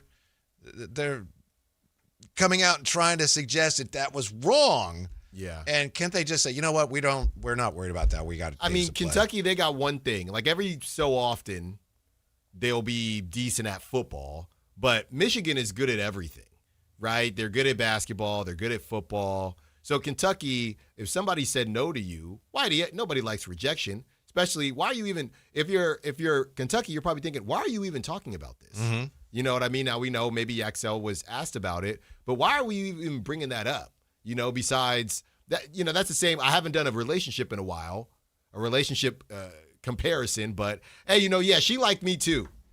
You know, Whitey, you know what that's like? Oh, here we go. No, you'll like this one. It's not a relationship, but that's like if, you know, there's an endorsement out there, right? And somebody tells us about an endorsement, but then another host says, hey, just so you know, they asked me first, but I said no. For no reason. Who would do something like that, Whitey? Example. Who would do something like that? Nobody at this station. But that's the same thing. Why are you telling me this if you said no? Mm-hmm. What is the point? You just want me to know that you said no? I think the effort on Kentucky's behalf is to try to avoid the notion that they're trying to do whatever they can to win and it's not necessarily working. They'll spend any amount of money. Coach Pope said in terms of the NIL situation, it might add some pressure to it. I think it definitely adds distraction. The pressure is ever present, and we want it. That's why we come to Kentucky, for it to matter. We love that part. Yeah, well, I thought it was kind of odd how they spent the most money, but they didn't have any of the top players, right? Well, you said Jaden Quintance is now in the top 10, right? That's according to the Ringer. Right. Yeah. But I'm just wondering, who were they spending their money on? That's what I'm confused about. Dick Vitale earlier this season said on a broadcast, Kentucky's roster cost roughly $22 million. Yeah, and maybe they had bad seasons because you know what? It doesn't sound like there are any Koa Pete's in there. Guys that we talked about early but didn't have the best seasons. So I don't know. Maybe they were trying to get one and they didn't. And maybe that's the downside for them is we don't want some of our players going, they're not paying me that much. They offered how much to him? Right. I guess they wanted him more than they wanted me. That's true. Maybe that's it. Yeah, well, Yaxel's going to go mid-first. Nobody else there besides Quintance is even on that list. He's one of your guys, isn't he? Yaxel? Yeah. Yes. I don't know that. I mean, the Kings won't be there, but if we trading down for what? Give me Yaxel, give me LeBaron, and let's ride. When we come back, NBA expansion. T-Mac says, yeah, good luck with that. Drive, guys. Don't go away. The Sactown Sports 1140 newsletter right to your email. Get your latest on the Sacramento Kings, UC Davis, and Sac State with the Sactown Sports 1140 newsletter. Visit SactownSports.com to join. You ever notice how the other guys scream about massive discounts on their Dodge, Chrysler, or Jeep Ram vehicles? Then you get to the fine print and boom, another $5,200 in mandatory ads. At Hoblet, we don't insult your intelligence. The price you see is the price you pay. No mystery add-ons, no bait and switch, no gotcha when you sit down to buy. Hoblet, family owned for 77 years. Transparency, straightforward pricing. Buy it right, buy it at Hoblet. Guys, your testosterone level impacts your energy, drive, weight, hair loss, and even ED. Revive Men's Health Sacramento will check your T level for free. For your free T level check, exam, and consultation, call 916-277-8599 or visit ReviveMen'sHealth.com. So my friends over at Pure Talk have been sending me customer feedback from ConsumerAffairs.com, where thousands of people rate and review the top wireless providers. Here, for instance, is a nice note from James in Raleigh, North Carolina, who writes, quote, "After hearing Mike Rowe's ad, we made the switch to Pure Talk, and we couldn't be happier. We went from spending $1,200 a year with T-Mobile to $420 with Pure Talk. Thanks, Mike. Switch today! Exclamation point.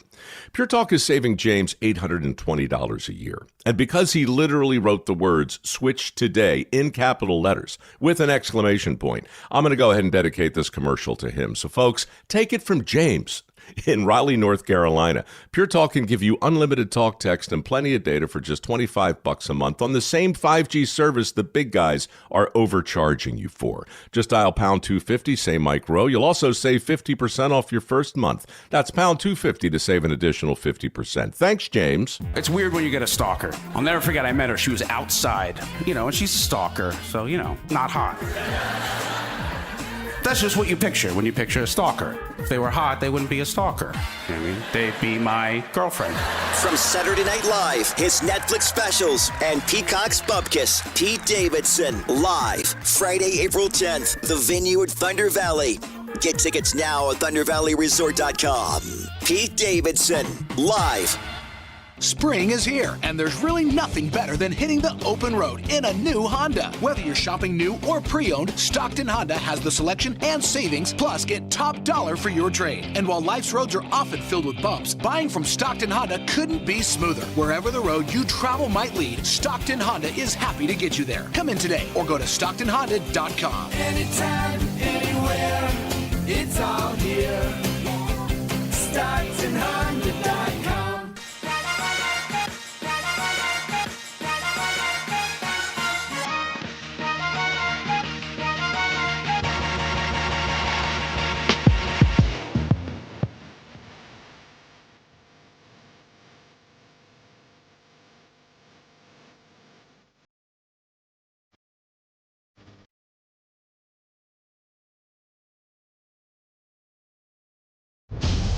The Drive Guys with Kevin Gleason and Alan Stiles on Sactown Sports 1140.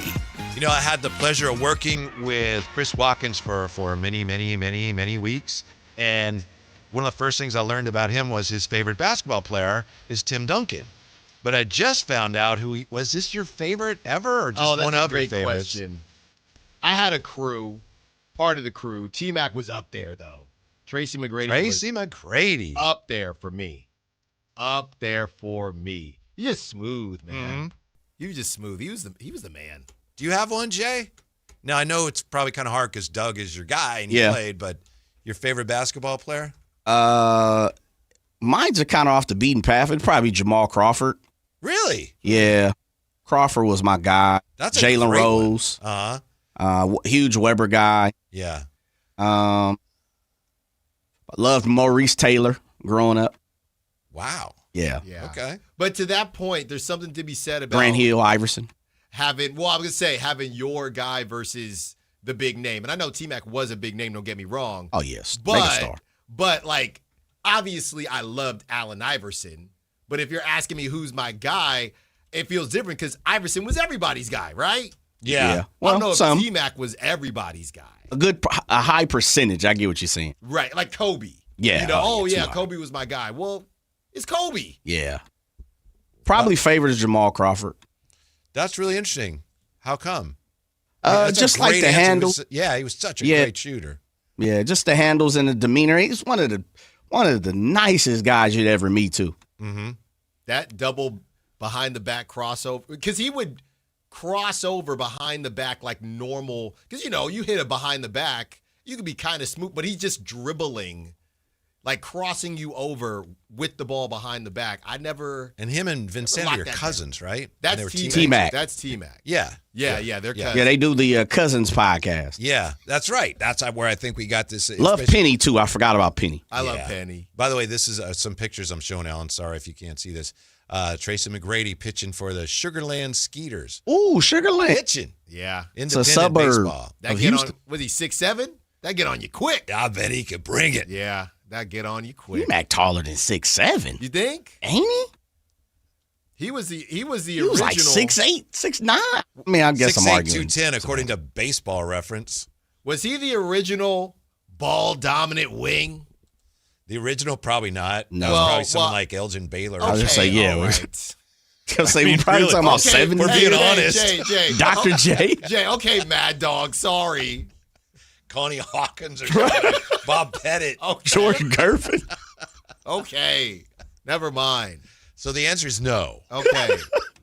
Bird, there's all kinds of people. All right. By the way, 2014 T-Mac, 6 2/3 innings pitched, 4 hits, 5 earned runs. ERA is 6.75. He was 0-2. How did that happen? Wait, I missed that. He was 35 years old? Yeah. And he was about 5.6 years older than most players in the league. He must have got drafted out of high school. How many Ks? Oh. About 6. That's what I would have thought, Jay. Goose egg. None? He's pitching to contact. A lot of contact. Need a big ballpark. Wow. He must have got drafted out of high school. Why are you doing that? Well, and that's that independent baseball. It's like anything to get somebody out to the park. Hey, will you come pitch a couple games? Sure. Yeah, that was like, wasn't it Nate Robinson?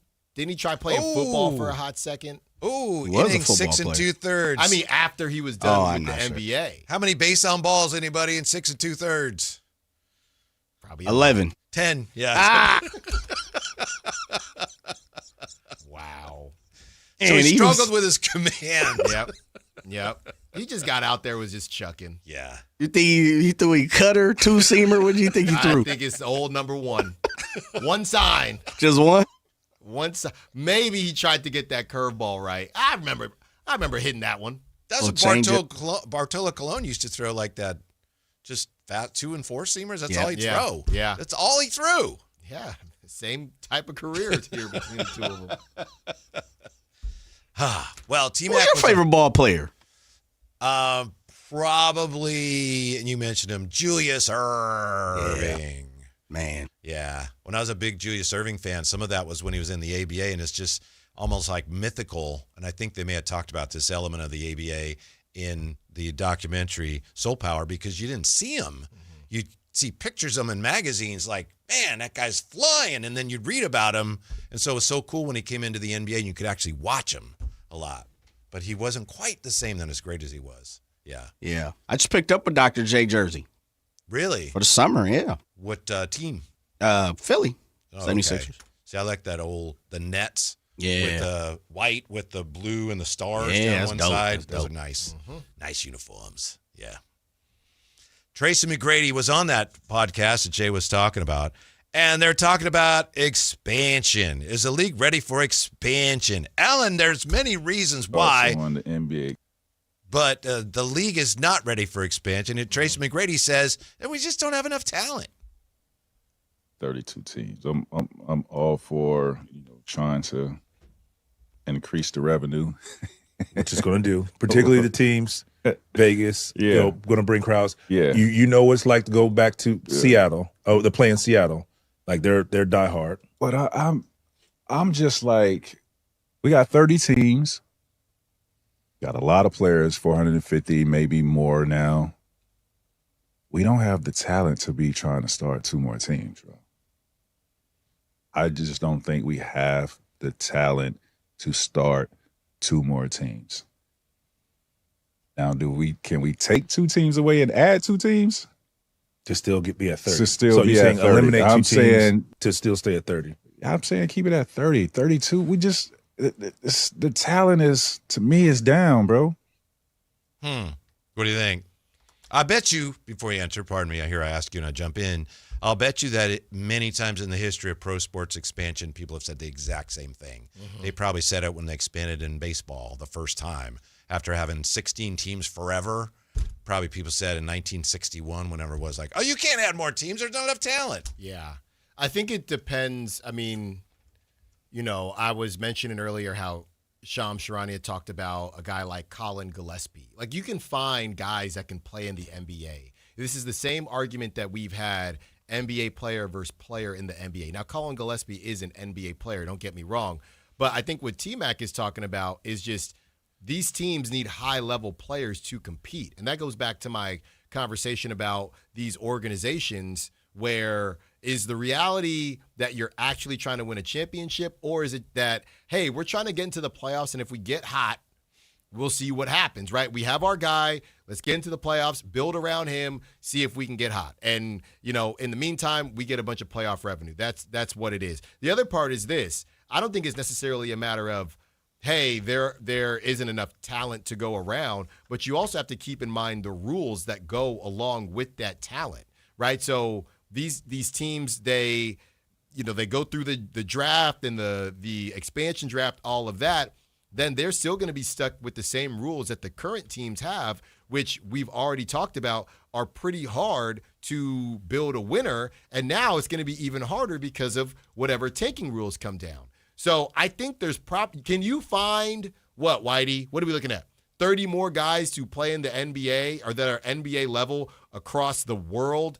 Yes, but I don't think that's what T-Mac means. I think he means, can you find a collection of 30 guys on top of the rules that have been implemented and will be implemented in the NBA, and those teams are going to be winners, number one, or number two, be destinations for free agents. I think Vegas might be. I don't know if these guys want to live in Vegas, and I know Seattle is affluent, and I'm learning more about Seattle as this whole Seattle thing. should have a team. Yes, yeah. I agree. As this whole thing continues to come up and grow, but I don't know what Seattle would look like from I'm a free agent, and I want to go to Seattle over any of the bigger names that we talk about. Well, to your point, I know we touched on this yesterday. The last time the NBA added a team, 2004, they put a team in Charlotte, the Charlotte Bobcats, and then they changed the name to the Hornets, and they moved the names around. But that is an expansion team, 2004 Charlotte Bobcats.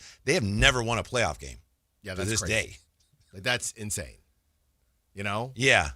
That's crazy. Yeah. So that tells you how difficult it is. Mm-hmm. I agree with Tracy McGrady that there probably ultimately is not enough. Yeah.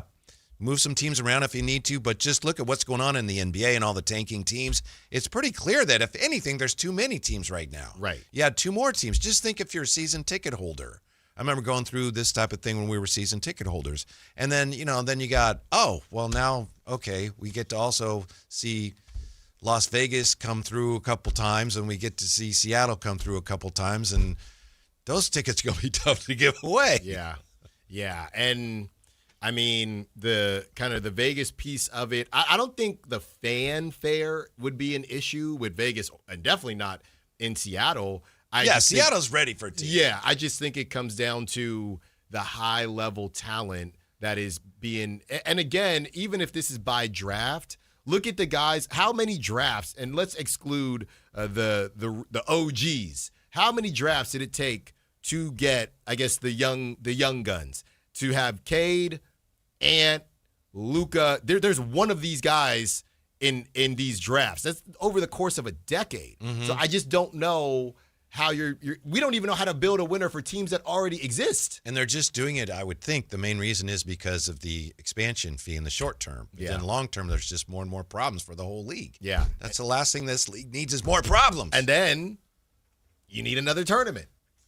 I don't know about what, Oh, did you see? Well, I know you saw Jay texting us that. Oh, Would you text us, Jay? Oh, I saw it. Now that the World Baseball Classic did so well, come on, Jay, that baseball has thought about, Manfred, your favorite commissioner, fellas, has thought about maybe having a mid-season tournament for baseball. Yes. Maybe. Now, I also heard this.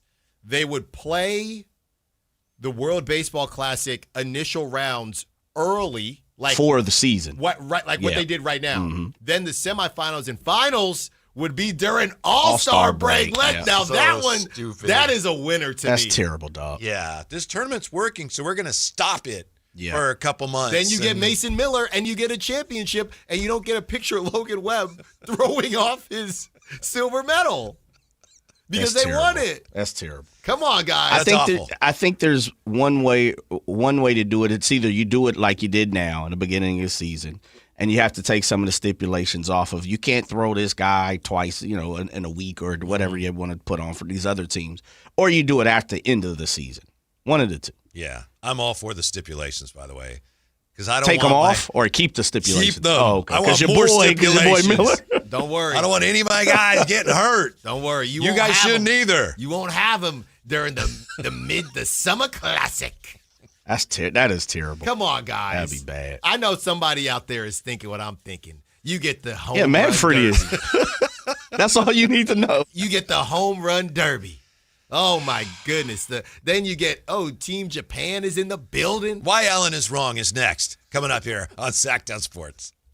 The San Francisco 49ers play on Sactown Sports 1140. Touchdown 49ers! Every game on your #1 sports station. Don't miss the action on your local sports leader. Sactown Sports 1140. This is the sound of Lucy, staying on top of her spending. You see, even though she's buying a new pair of jeans, she knows that it fits within her monthly budget. Because Wells Fargo will send an alert if her balance drops below her set amount. Yep, nothing gets past Lucy, or Wells Fargo for that matter. However you make money work, Wells Fargo can work with that. Wells Fargo Bank, N.A., member FDIC.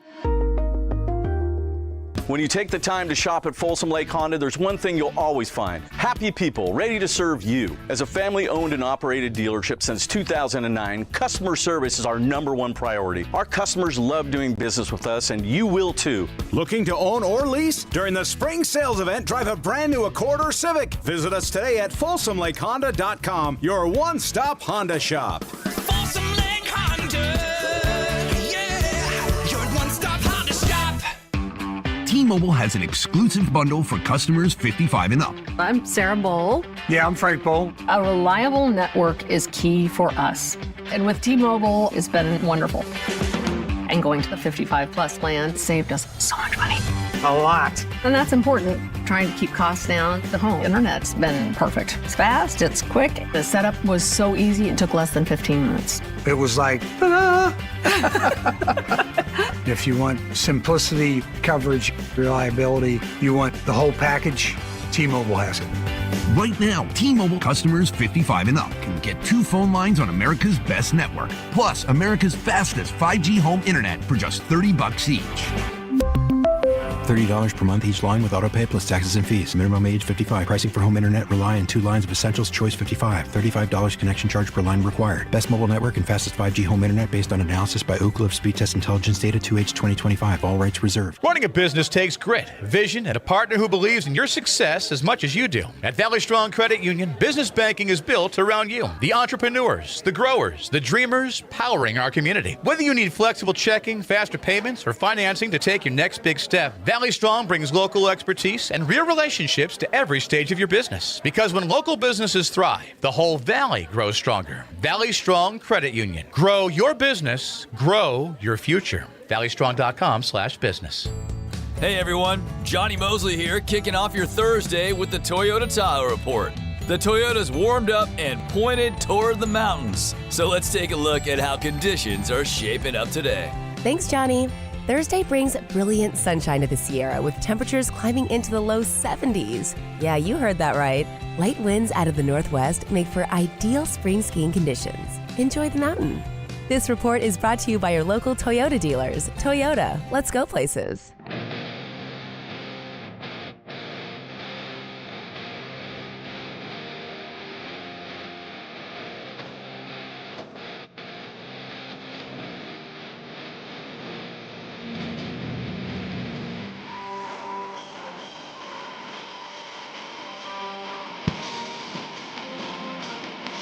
The Tribe Guys powering your afternoons Monday through Friday on Sactown Sports. Interesting comments here in the chat. Everyone's watching basketball today, and of course we have the Sixers and the Kings for you tonight. Let's see. Zahara says, Darius Acuff moving up in the prospect ranking, playmaking, stretching the floor, physical, now getting better marks than Peterson.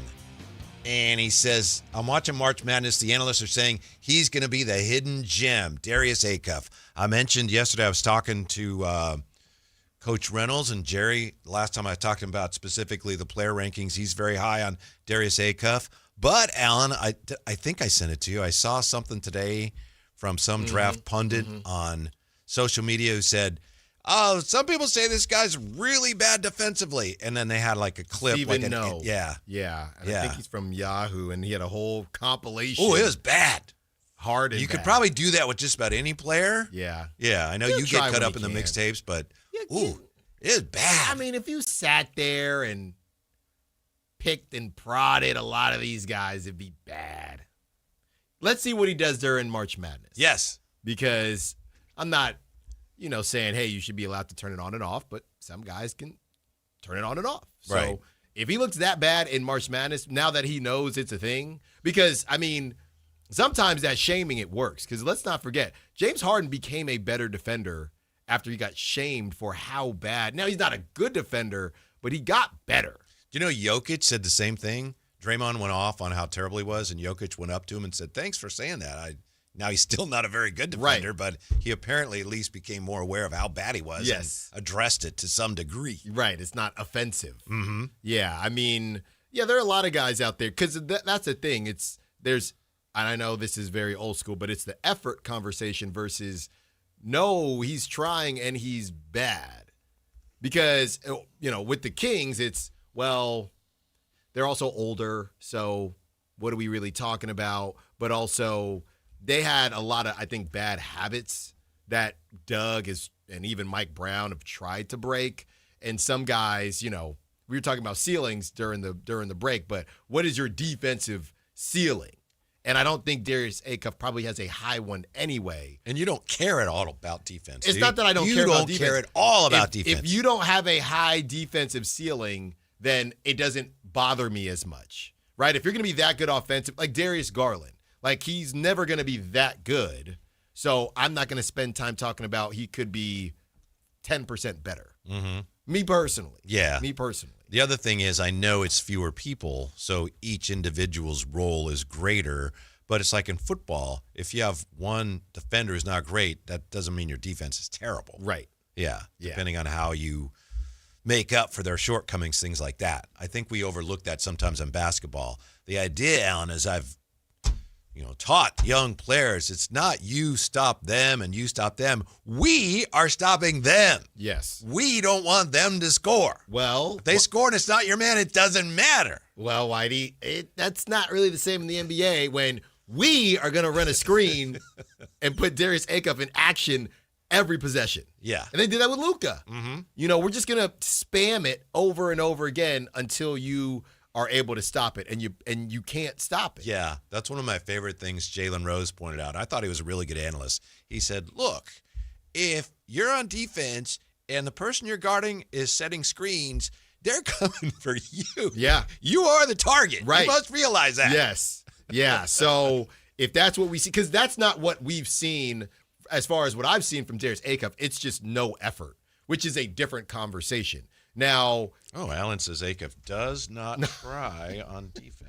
Now, if we see him getting put into action before I spend the 5th pick on him, if we see him getting put into action in college and getting cooked, that's a problem. But the effort thing, we can figure out the effort thing. Mm-hmm. But if you are getting cooked by an accountant, that's a problem for me. Yeah.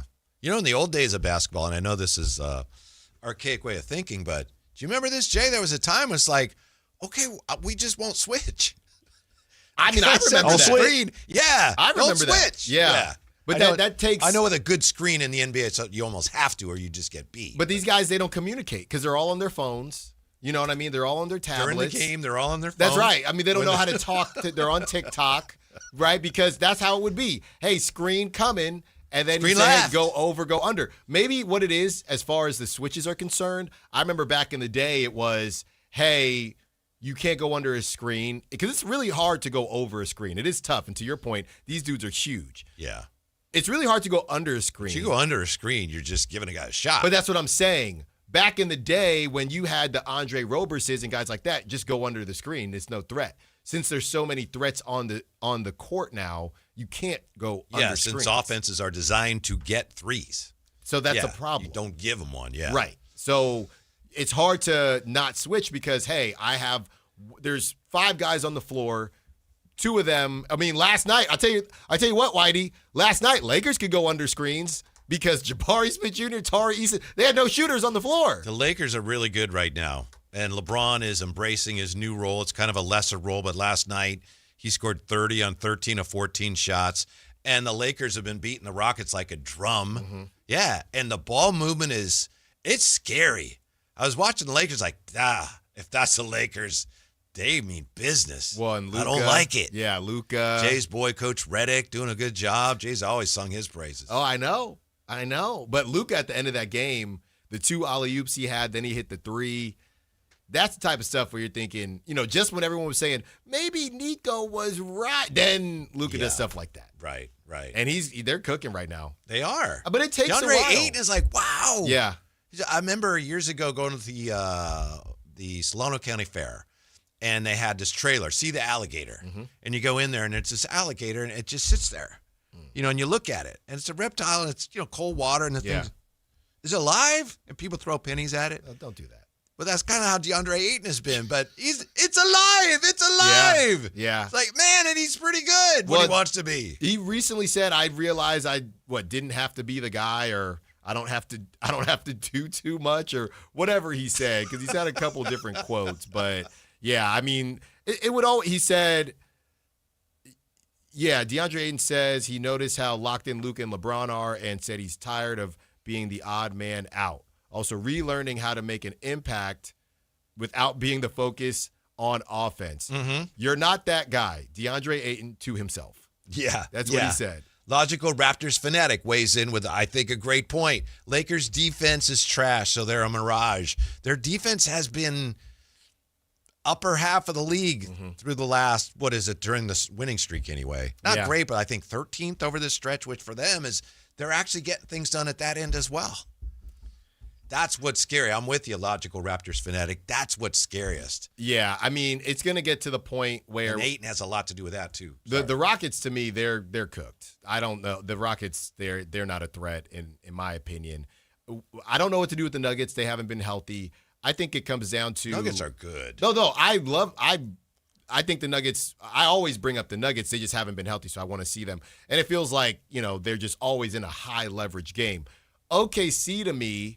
I've been kind of roasting, but yeah, the Jalen Williams thing, if he comes back, like right when the playoffs start or wherever, that's where we get to have the kind of stereotypical conversation. If OKC looks a bit wonky, hey, is it really just cut, copy, paste, and you can just bring Jalen Williams in, or is OKC maybe used to playing without him? I mean, there's no way Jalen Williams has played over 40 games. There's no way. So you look at a team like the Lakers or like the Nuggets, who I think are finally healthy. I know Peyton Watson has been out, but you look at some of these teams that have been playing at full strength, the Spurs, that's how OKC could get got. One quick note on the Laker defense. This is from Yahoo, and I think they took this from Sports Illustrated. Concern has been the Lakers' lack of perimeter defense all year long. They ranked 20th in defensive rating overall, but over the last 10 games, 6th in defensive rating, 1st in opponent threes made, 1st in opponent three-point percentage, and 2nd in points off turnovers. My guy. That team's playing defense. We're all in trouble. Rui Hachimura. See, they brought in a dog like Marcus Smart. Now they're rolling. Yeah. And it didn't look good early, but they had some injuries they were dealing with, and that stuff takes time. It's just, this microwave society. They want everything right now. Yeah. By the way, when we came back from break, we were supposed to talk about how you were wrong about the World Baseball Classic would be great to have mid-season, giving you time to think about it. You're just kidding around, right? You don't really want to do it mid-season. Oh, my goodness. How do you add to the Summer Classic? You add in one of the hottest. All these leagues are trying to save their all-star games because they're terrible. Well, that's their art. I mean, the argument is, the difference is with baseball, you can't have what baseball, right? I mean, you can't. I'm not going to throw as hard, whatever. So, that product is what it is. You still got the home run derby. That product is flawless. So now you add to it. Didn't they settle the last All-Star game with a home run derby? And that was a lot of fun. And everyone said, this is the greatest. I turned it off. I was like, I'm not watching this. This is not baseball. Whitey, you got to decide what side of the line you're on. I definitely know what side of the line I'm on. I don't think you I'm not on the same side of the line as settling the All-Star game with a home run derby. So you don't like bat flips? Bat flips are fine. I don't know that you. It's not the same line. I think it's close to the same line. You're Madison Bumgarner, pretty much. 339-1140, 1-800-920-1140. I am not. Are the tankers doing the right thing? The debate has boiled over in Brooklyn. We'll examine that closely next year on Sactown Sports. The Sactown Sports 1140 newsletter right to your email. Get your latest on the Sacramento Kings, athletics, and Republic FC with the Sactown Sports 1140 newsletter. Visit SactownSports.com to join. This is the story of the one. As a safety manager at a manufacturing plant, he does everything he can to keep his coworkers safe. From finding ways to reduce risks to keeping safety supplies in stock. And for that, he relies on Grainger. Grainger offers a broad range of quality products and next-day delivery, so he can always play it safe. Call 1-800-GRAINGER, click Grainger.com, or just stop by. Grainger, for the ones who get it done. Have you tried my Colombian tamales? Yes, but the Mexican tamales I brought are way better. Colombian tamales wrapped in plantain leaves are unmatched, But the Mexican tamales wrapped in corn husks are the authentic ones. At least we can agree that they taste better with Pepsi. Without a doubt, tamales deserve Pepsi. No matter what tamales you love, enter for a chance to win a year's worth of groceries. Powered by Pepsi. No purchase necessary. U.S. residents 18 or over. Ends April 5th, 2026. Rules at pepsipromo.com/free groceries. Pepsi is a registered trademark of Pepsi Going. Capital Casino is conveniently located in downtown, 411 16th Street, and has been a part of the greater Sacramento area for over 20 years. They offer the best variety of games in the region in a safe and friendly environment, and there's plenty of parking, all well lit and monitored by security. Come have a great meal at the cafe and restaurant inside. Capital Casino has the best food, the best service, and the best action. But please always remember to gamble responsibly. 1-800-GAMBLER. We all hear the radio ads about the IRS. They tell you to be afraid, to be scared, and they try to frighten you into calling. I'm not here to do that. Tax Relief Advocates is different. TRA is here to tell you that if you owe money to the IRS, whether it's $5,000, $50,000, or $500,000, we have a solution. It doesn't matter if you're sitting in your car, at work, or with your kids. No matter where you are, call now. 800-575-8157. Don't lose hope. TRA can eliminate or reduce what you owe to the IRS. Generous programs are now available that can give you a fresh start. Our passion is taxes and helping individuals fix their IRS problems. We have over 1,000 5-star reviews on Google and an A+ with the Better Business Bureau. You don't need to be afraid of the IRS any longer. End your tax nightmare today by visiting us online at TRA.com or call 800-575-8157. That's 800-575-8157. Tax Relief Advocates. Real solutions for real people. It's weird when you get a stalker. I'll never forget, I met her. She was outside, and she's a stalker, so, not hot. That's just what you picture when you picture a stalker. If they were hot, they wouldn't be a stalker. They'd be my girlfriend. From Saturday Night Live, his Netflix specials, and Peacock's Bupkis, Pete Davidson, live, Friday, April 10th, the venue at Thunder Valley. Get tickets now at ThunderValleyResort.com. Pete Davidson, live. Think about this. In 2006, $20,000 equaled roughly 33 ounces of gold at the spot price. At today's prices, those 33 ounces would be worth over $150,000. Smart Americans diversify a portion of their savings into precious metals. That's why I buy gold from Birch Gold Group. It's a crucial part of my balanced strategy. Gives me peace of mind given all the events that could impact the U.S. economy. See if holding gold in a tax-sheltered retirement account is right for you too. Birch Gold can help you convert an existing IRA or 401k into an IRA in gold. Just text my name, Dan, to the number 989898 to receive your free info kit on gold. There's no obligation, just useful information. With an A-plus rating with the Better Business Bureau and tens of thousands of happy customers, let Birch Gold help you diversify with gold. Now that's peace of mind. Text Dan to 989898.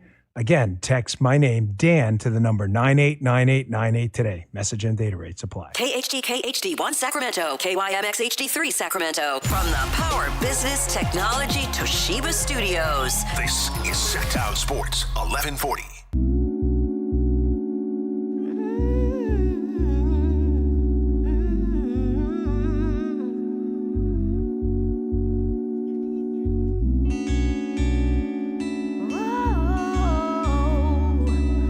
Drive Guys with Kevin Gleason and Alan Stiles on Sactown Sports 1140. Update for you. We got the Kings and the Sixers tonight. Joel Embiid out for tonight. Nick Clifford is out as well. You know, I've been here second time around, I don't know, a couple, 3, 4 years, whatever it is. Every so often there's been talk about, hey, maybe during the breaks, we should still be on YouTube. And I think we've done some of that. Sometimes we don't. I think right now, typically we don't. Alan, he just put on another display of the shadow basketball where he's, showing me his moves and stuff. And after seeing that, we definitely should not be showing what goes on. No, come on. Don't do that. During the break. Don't do that. Everybody's got to see the elite athleticism. Okay? That's what everybody's got to see, Whitey. Yeah. You're doing some kind of crossover and then going to your it's a double right cross. to shoot a left-handed shot. double cross. Yeah, which Pop, I'm going to block step back to with the my right. eyes closed. Step back to the right. Just water ball. Splash, splash, baby. That's what it is. 339-1140, 1-800-920-1140. Before we get to how this tanking debate has boiled over in Brooklyn, let's see what JR is up to. Hey, JR, how are you? I'm sure Alan got injured on that crossover move. I almost did just watching him. No, not even. Okay. And by the way, JR, good luck to your St. Mary's team today. Don't bring up St. Mary's. I know you went there. Alan, he thought that they were going to reach out to him about playing baseball there because he. I know. And Jay gets all mad too. They're both kind of. By the way, here's the inside tip. They are all sick. They got flu bug going through the Gales locker room right now. Uh-oh. I picked good. I did not. I haven't beaten Houston in the second round, big guy. There you go. Anyway. Yeah. Yeah, they're the best team in California. Let's all face it. More, but I will agree with Alan, more in-season tournaments. That's right. That's what we're talking about.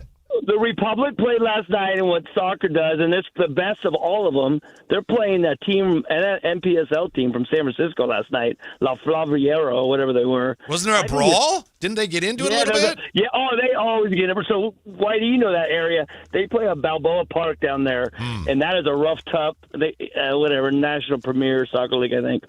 I had some people that live in my house play against them a few times, and they play soccer kind of like hockey. They're like, let's take 2 minutes and let's fight over here. Let's play over here. And so, they were rough. And so I think someone went into the crowd, but more in-season tournaments. Alan, I guess you finally learned something, De La Salle. You know right. What? You're a sharp man. That's right. Go Gales! Bye-bye. Thank you, JR. So that's got to feel good. You got JR to agree with you. Oh, yeah. That's great stuff, JR. He gets it. Yes, he gets you. He gets it. Got my guys Luis Arias hitting a home run for Venezuela. Then the next day, it's a home run derby. That's how you do it. Yeah, he gets it, and now you're going to get something. Somebody's going to get something because it's time to award someone a pair of tickets to the River Cats opening night game on March 27th against the El Paso Chihuahuas. So listen for your code words. We're coming up, only tomorrow left in this, 8 a.m., noon, and then 4 p.m. Text the code word to 916-339-1140 for your chance to win. Do you want to grace us with today's code word, Alan? It's Thursday, 4 p.m. Yeah, 19th. Run. There's your code word. R-U-N. Yes. Run. Now, fans who are fortunate enough to attend, be they through our giveaway or if they just buy tickets, are they going to see you as part of the open night festivities? Well, see, I think the first game is Friday, because that said the game is Saturday, because the first game is Friday. I'm there Saturday, though. I'll be there Saturday and Sunday. Okay. Yeah. But my guy Lee will be there Friday. I will be there on Saturday, though. All right. But that, yeah, whatever opening night. I know Friday, they play on that Friday. Yeah. By the way, I know when we've been talking about how many days left to Major League Opening Day, and you said, well, wait a minute. The Giants play the Yankees before that. I looked it up.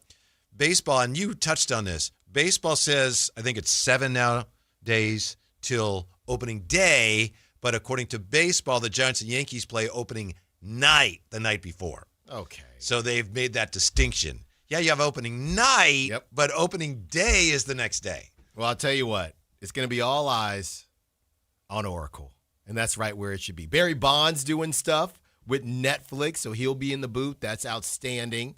And I'll tell you this much, Jay. You're going to get to watch some of the highest level baseball. I should hope so. That's not saying You're much. professionals. Major League Baseball, some of the highest level. You're talking about two of the most storied organizations in the history of sports. Well, you're talking about one. And And the team that they're playing. You're talking about two. Yeah, you're right. You're right. You're talking about two. The black and orange. Just strictly on the fact that they've been around for 100 years. You know? Well, can I complain about something for a second? Okay, just real quick, guys. Because I'm seeing all this stuff. Chicago Cubs, they got this fried chicken and churro at the game. Because right now I haven't seen that. They're unveiling all of the new food items, right? Saw that. Let me guess at Oracle, garlic fries. In Arizona, the Diamondbacks, 128-ounce nachos. Ooh. Okay. 128-ounce? Nachos. Okay. So you have that. In Miami, for the Marlins, they have, what is it, a 22-foot burrito. Taco burrito thing. Wait, 22 foot? Shaped like a machete, and it comes in a machete case. 22 feet? That's right. At Oracle, Come on. What's that going to like a... Are you sure it's not 22 inches? Right. 22 inches. Okay. Oh, okay. I was like, 22 feet? That's like, what's that going to the suite? Or is 22 inches, okay? Foot is from here to the wall. You want to know what they got at Oracle Park, guys? They have a new mini cooler cup, 16-ounce souvenir cup, a fettuccine sandwich, okay, flame-kissed jerk chicken, and plantain and red cabbage. All right, a new sandwich. They got an orange and black dog, a foot-long hot dog with orange and black sauerkraut, and some rice bowls. Yeah. All right. Okay. No, not all right. Not No, okay. I know what you're saying. Yeah. I want the cinnamon State toast Fair crunch. yeah. A Right. smoothie. Yeah. A cinnamon toast crunch shake. Why can't they do any of that? Well, you talk to your folks over there at the Oracle, man. I'm telling them, because enough is enough. Sauerkraut color. They just put food color in Jay. it. I don't want that. Nah, it's terrible. Like, this isn't, like, what is that? Ooh. Not something I'd order. Like, the rice bowls? You not down with the rice bowls? I am, but Okay. I could You get want more. I could get an Uncle Ben's rice bowl Haven't anywhere. you? I believe you've said on the air, it might not have been the show, but you've said you love going to the State Fair and trying out all the crazy deep fried everything. Yes. And you're just looking for something with a little bit more of that But all State these Fair teams, feel. Everyone's doing it. Yeah. Well, they're supposed I'm to. with you.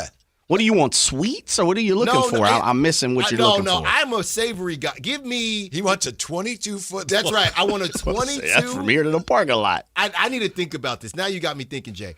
Like, what is synonymous? Okay, what? You got the Cioppino. Give me, you know what? I got it, guys. I got it right here. The San Francisco Giants have announced their new food item, Cioppino fries. Okay. Right? So it's the goodness from Cioppino. Remove the garlic. But you can get garlic fried version. Over fries, guys. And then you got these And how much would that cost? $734. Yes, just give up your car Yeah. on the way out. Just walk home. Then somebody, rice bowls look fire. They do say the hot dogs is stupid. Why are you adding food color to sauerkraut? Rice bowl, sauerkraut. What was the other thing? Oh, jerk chicken. A jerk, and I'm like, you said some kind of sandwich, and I didn't know what you said. Yeah, Peruchine sandwich. What It's is that? Flame kiss jerk chicken, plantain, red cabbage slaw. So is that all on one plate? Yes. Okay, gotcha. It's in honor of Giants Hall of Famer Orlando Cepeda. Okay. okay. But guys, if I'm gonna get jerk chicken, I don't know if I'm getting it from Oracle Park. I need somebody to tell me, hey, it's good jerk chicken. Mm-hmm. You see what I'm saying? I think so. Like, we were talking about You're making friends all over the place. No. I'm just saying, I need somebody to tell me, hey, it's legit. Yeah. Like you were talking about. We were talking about these chain restaurants and getting pasta there. Like the place we were talking about has a jambalaya. It's actually pretty good. Okay. But my pops tried it first, and he said, no, it's actually legit. Okay. So, when I'm talking about jerk chicken, I need somebody to say, no, Alan, before like you said, Whitey, before I spend $25, somebody needs to tell me that this jerk chicken is legit. All right. Well, I'm sure you won't be the first, so there'll be reviews come on, man. available. I need to talk to some people, Lucille, whoever. Cioppino fries. Cioppino fries. 128-ounce Cioppino fries. It's very simple.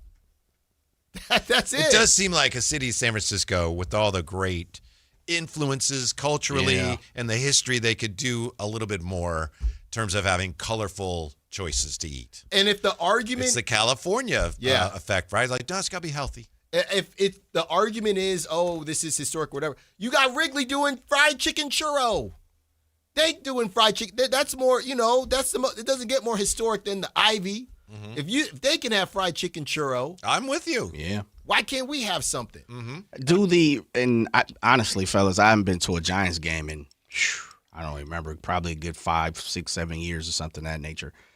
Do they have a play on the seafood spectrum? Like, is there... Well, it's the crab sandwich. Crab sandwich? Yeah, that's the only thing, right? That's what's been going for years. Can you drop some of that crab on top of the garlic fries? Do they have that? I'm doing too much work for the $50 I just spent.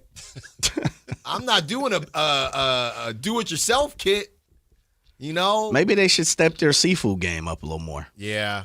That would seem to be an area where there's more potential. The ceiling is a little higher. Do they even have a sourdough bowl? They have to, yeah. I would imagine they have to, right? Via like one of those restaurants. You know what I mean? Like a smaller version of one of those restaurants. But instead of, we partnered with Uber to deliver your food. Instead of doing that, I'll go walk to go get Cioppino fries. I'm going to have to walk it off anyway. Isn't Cioppino like a seafood stew? Is that what Cioppino is? Yeah, but, it's just a little I'm less. not saying you're wrong. I'm just a trying little to. less liquid. Cioppino fries, I'm just not sure what it is. Like when You're you putting it on top of. Right, when you eat, what is it? Clams. And then they give you fries, and then you can dip the fries in. All right. 279 is saying there's no bad jerk except from, I think, Church's Chicken. I don't know. But there's definitely bad. It's not that there's bad jerk chicken. It's does it actually taste like jerk chicken? Right. Because you can go buy some jerk seasoning and put it on chicken. Is that jerk chicken? Haven't they had that at the media room? Really? I put some think jerk they did. chicken in I thought they did. the Kings media room? Is that what we're talking about? I remember a jerk chicken night in the media room. Okay, I thought they That's did. extending themselves. Yeah. I'll try any type of jerk chicken. Jerk chicken is fantastic. And hit me up if you want to know the spot. I know, Jay, you probably know the spots, but I know some spots. We got to find out what they have for the A's this year, and we got to get you out there to. That's what what I'm I've talking already about. done that, but we need you to be there to taste test. That's what I'm talking. And I told you about the mac and cheese with the pulled pork or barbecue beef. If you are going in that direction, they got that. They got some. Is that other stuff too. Is that a River Cat thing? They have them at both. Oh, okay. There's some stands that are only open for the A's or only open on weekends for the River Cats. But Gotcha. I mean, there's a chicken sandwich that's bomb. I got you. I taste tested everything. You should. I know I would. Tri-tip sandwich is really good too. Okay. How's the media spread down for the River Cats? Nothing. We don't get actually, I wouldn't know. How's the employee spread? The employee spread. Yeah, there's not. Well, okay. Well, how's the VIP spread up in the salon club or whatever? That. I've seen this. It looked good. It looked good. Oh, wait a minute. It looked good. Are we saying you don't have a black card over there at Sutter Health? Jay, I'm real busy before games. I don't really have time for that. You got to at least put something in your stomach. Yeah, no. I thought, RJ, the engineer, we get discount. I thought he said last time I said, we see him all the time when we did our shows out there, and I thought he said it was pretty good out there. It's good. The A spread is good. Mm-hmm. I've only been to a couple games, but the A spread is legit. Okay. And I do think there is a River Cat spread. I haven't been there as a media member in a while. All right. So I don't want to misspeak. Well, there was something. When you asked that question, Jay, you could see his eyes were kind of rolling, and he was like, I don't know what to say. Because it's like the A's, and then the Giants are in town. It's very confusing. But my thinking is this. You're an employee, so you should be able to have the wherewithal to go anywhere within the stadium, especially if you're holding the mic and talking. Yeah, I mean, first year. Nah. I ain't trying to hear all that. Second year, I'm gonna expand on Nah, something. but listen, from pillar to post, brother, you belong there. Yeah. So that means you should be up at the rooftop to the clubhouse. I hear you. Now that I think there's definitely a River Cat spread. The last time I went to River Cat was like 2 years ago as a media member. Gotcha. Because I remember people were saying, man, this is good. Okay. So the River Cats, there's A's. Okay. Mm-hmm. All right. What's going on with this kid in Brooklyn? He's like a young Alan Styles wannabe. Oh, I love him. Now, I love him. You pointed out yesterday that they had scored, 28 points at halftime? It was 60-something to 20-something and at the halftime. final score was more respectable, 120 to 90-something. That was OKC. Well, Shea didn't play the second half. Yeah. I'm just saying, I was expecting the final score to be even more extreme. But this kid did a report, and this is controversial in some ways. I mentioned this because I think it applies to all the teams that may or may not be tanking. Yeah, it's very similar to what the Kings are going through. There are Nets fans that like what this kid said. His name is Josh Wolever. He is an aspiring sports reporter. A lot of Nets fans like what he's saying. He's saying this is embarrassing. A lot of Nets fans are saying, hey, pipe down. This is what they're supposed to be doing. Yeah, so, here's Josh. Yeah. Josh Wolever? Yes. Yeah, Josh Wolever's report from last night. 121 to 92, an embarrassingly bad loss at the Barclays Center, a night where the Nets scored 24 first-half points and shot 6% from 3 in the first half. Shea didn't play the entire second half, and frankly, he didn't have to. That final score is nothing what that game was like. A complete joke. I can't even begin to call that professional basketball at a certain level because it was a joke. Jalen Wilson leads the Nets with 15 points. Yes, Jalen Wilson. This team is on a new level with how bad it gets, and I'm starting to wonder if this organization is just one giant social experiment. Hopefully, come June, the lottery blesses up, and this team finally turns something around. But the defending champs take care of business in Brooklyn with no problems whatsoever. Oklahoma City manhandles Brooklyn, and it's another embarrassing loss. We got 12 more of these, and then it's finally draft lottery season. I'm Josh Wolever for the Brooklyn Boys Show. Follow here, say don't miss. With that loss, Brooklyn 17-52. By the way, I have a Jalen Wilson autograph card if you want, a rookie card. I needed it after last night. Exploded for 15. So that sparked something of a Brooklyn Nets fan controversy. Yeah, so there were Brooklyn Nets fans saying, man, good on this kid. Seems to be a fan on top of an aspiring reporter. Good on this kid. He wants to see good basketball. And then you have some fans that are similar to your sentiments, Whitey. Hey, pipe down. This is what the Nets should be doing. They finally have their pick. It led me to do a deep dive on the Nets because I've always been wondering, why did they just take like Igor Demin with the 8th pick? They haven't had any because of that James Harden deal. They didn't have picks. They had pick swaps. It was a mess. So now they finally own their picks moving forward starting this season. So a lot of fans are saying, hey, this is what all the stink that they've been doing the last couple seasons with Jordy hasn't mattered because they haven't had their picks. Now they do. So it's kind of the same conversation when we're battling with some of the Texers, our guy Scott, and other people that'll pop in and say, no, they need to learn how to win. It is different because Nets don't have the same type of vets like the Kings do, as we have mentioned. But yeah, there's a back and forth between what the Nets should be doing. Not that it's going to change anything, but the idea of they didn't have a chance last night, so maybe not the best example, but the idea when the Nets play the Kings, do they just sell it or do they actually try to beat a team that they probably have one of the better chances of beating?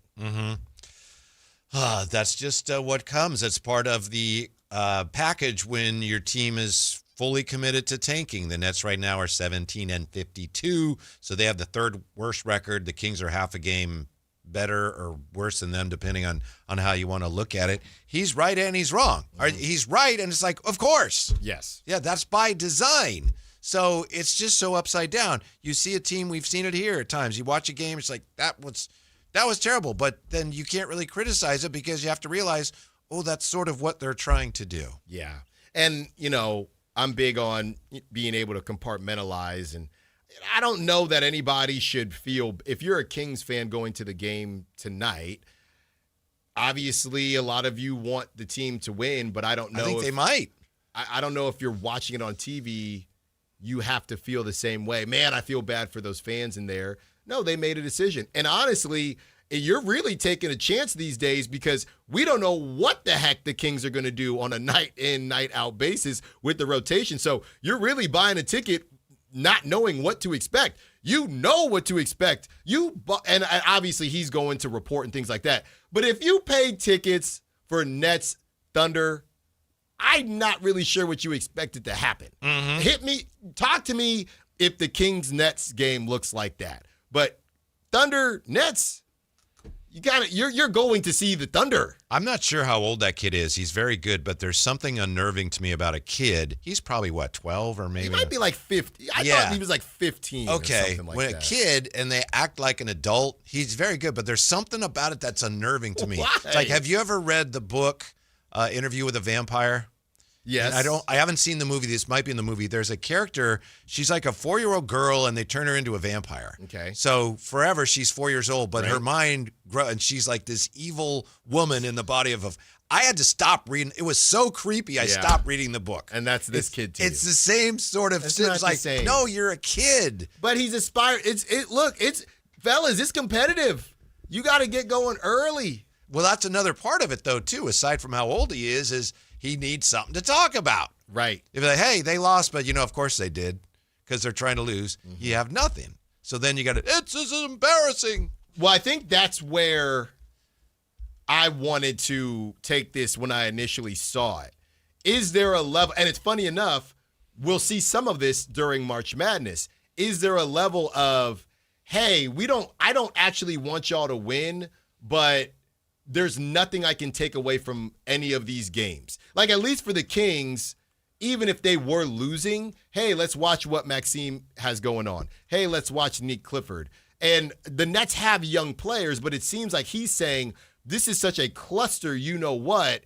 The losses, I don't think he expected the Nets to win, but I can't even take any. That's why he said, homeboy, the guy you have his card, had 15 points. Jalen Wilson. So I can't even do anything with this. So at least Kings fans, even if it might be a little overblown, maybe not, can say we have some young players. We even have a Precious Achiuwa that we can night in, night out watch them grow. I think the issue with and their competitive games, almost too competitive at times. I think the issue with the Nets is that, as much as we all love Jordy, I don't know if they're going to give him the Will Hardy deal. We trust you because what the heck is going on out there? Well, I think if you're a fan of a team and the team tanks, and the Kings have done that some and they haven't, if they win, yay, I understand that. If the team doesn't, like you have a game like last night where the Nets fans I don't even know if this is professional basketball. People shouldn't get mad at the team. They should get mad at the NBA for creating this environment in which tanking thrives, in which teams that are smart, that are trying to win, they definitely, like Danny Ainge was trying to build a winner, they recognize the best way to do that in this system is for us to lose games. You can't blame, in my opinion, the Nets or the Wizards or the Jazz or the Kings or anybody for doing that. They're really forced into it. Yeah. So you blame the NBA. It's not, wow, how can you put that product on the floor? It's like, Adam Silver, why are you doing this to me? and you say you're going to do something about it, and you say that, well, we're going to curb tanking. Well, you better. Yeah. I would say this, Whitey. I 1,000% agree with you, and I think the conversations have kind of gotten to that currently. But would you agree or maybe disagree, or what's your thoughts on? I think, and I don't want to say fans aren't sharp enough to see that. I think we just haven't called that out in the last decade in the tanking, era. It's always been about the organization taking the flack for tanking. Right. It's just now we're getting the Whitey Gleasons, the Bomani Joneses, the Dieter Kurtenbachs, who are calling out the league instead of calling out the organization. So I think now we're finally saying, okay, listen, you because of the fines and everything that Adam Silver's talking about, is now it's not the solution. We're talking about the root of what's going on. Yeah. So I just think currently we're finally, as NBA fans, coming around and saying, this ain't a team thing. I hope so. It's a league thing. I hope you're right. Yeah. It used to be a few teams would tank short term to get the best draft picks. You'd see it here, you'd see it there in a particular year. Then the Sixers changed the equation. We're going to tank for an extended period. Then, and the league said, we can't have that. The league tried what they tried, it didn't work. Now you have multiple teams doing that. You have multiple franchises, and you can't blame them. They do it because it works. They do it because it's the best way for them to get to where they want to go to. That's been proven by teams who have done that. So it's incumbent upon the league, not the teams. Oh, that's terrible. What is the league going to do about it? Especially now that they're so aware of it, they say, we're going to remove the incentive for tanking. Well, then do it. The time is now. You said you're aware of it. This has been terrible for your league. What are you going to do about it? Ball's in your court. We're about to find out. We're about to find out. Yeah, the only thing, quick note on the Nets was anybody complaining when they made those moves to get Kyrie, James Harden, and Kevin Durant? Unfortunately, they didn't get a championship, but they got a couple playoff runs, but now it was time to pay the piper. So they had stunk for no reason. Now their stinking matters, but they're just tired because they were already stinking. So they're, funny enough, in a rare separate situation than the Kings and some of these other teams. Yeah, when we come back, we'll get back to Allen's beloved hybrid rebuild. Is it really on the horizon? Next, Sactown Sports. Visit SactownSports.com and join the Sactown Sports 1140 newsletter. Sacramento weather is brought to you by Elk Grove Honda. I'm Dirk Verdorn in the KCRA3 Weather Center. Clear and calm overnight with temperatures eventually dropping off into the mid to upper 50s by tomorrow morning. We'll have more sunshine on Friday with daytime highs record warmth, upper 80s to lower 90s. Get the latest forecasts on the KCRA3 News and the KCRA3 app. At Elk Grove Honda, we've acquired some of the best pre-owned cars we can find. Whether you purchase a new Honda or a like-new pre-owned Honda, Elk Grove Honda has the right Honda at the right price. In the Elk Grove Auto Mall, Highway 99 and Elk Grove Boulevard, or elkgrovehonda.com. I gotta get an Elk Grove Honda.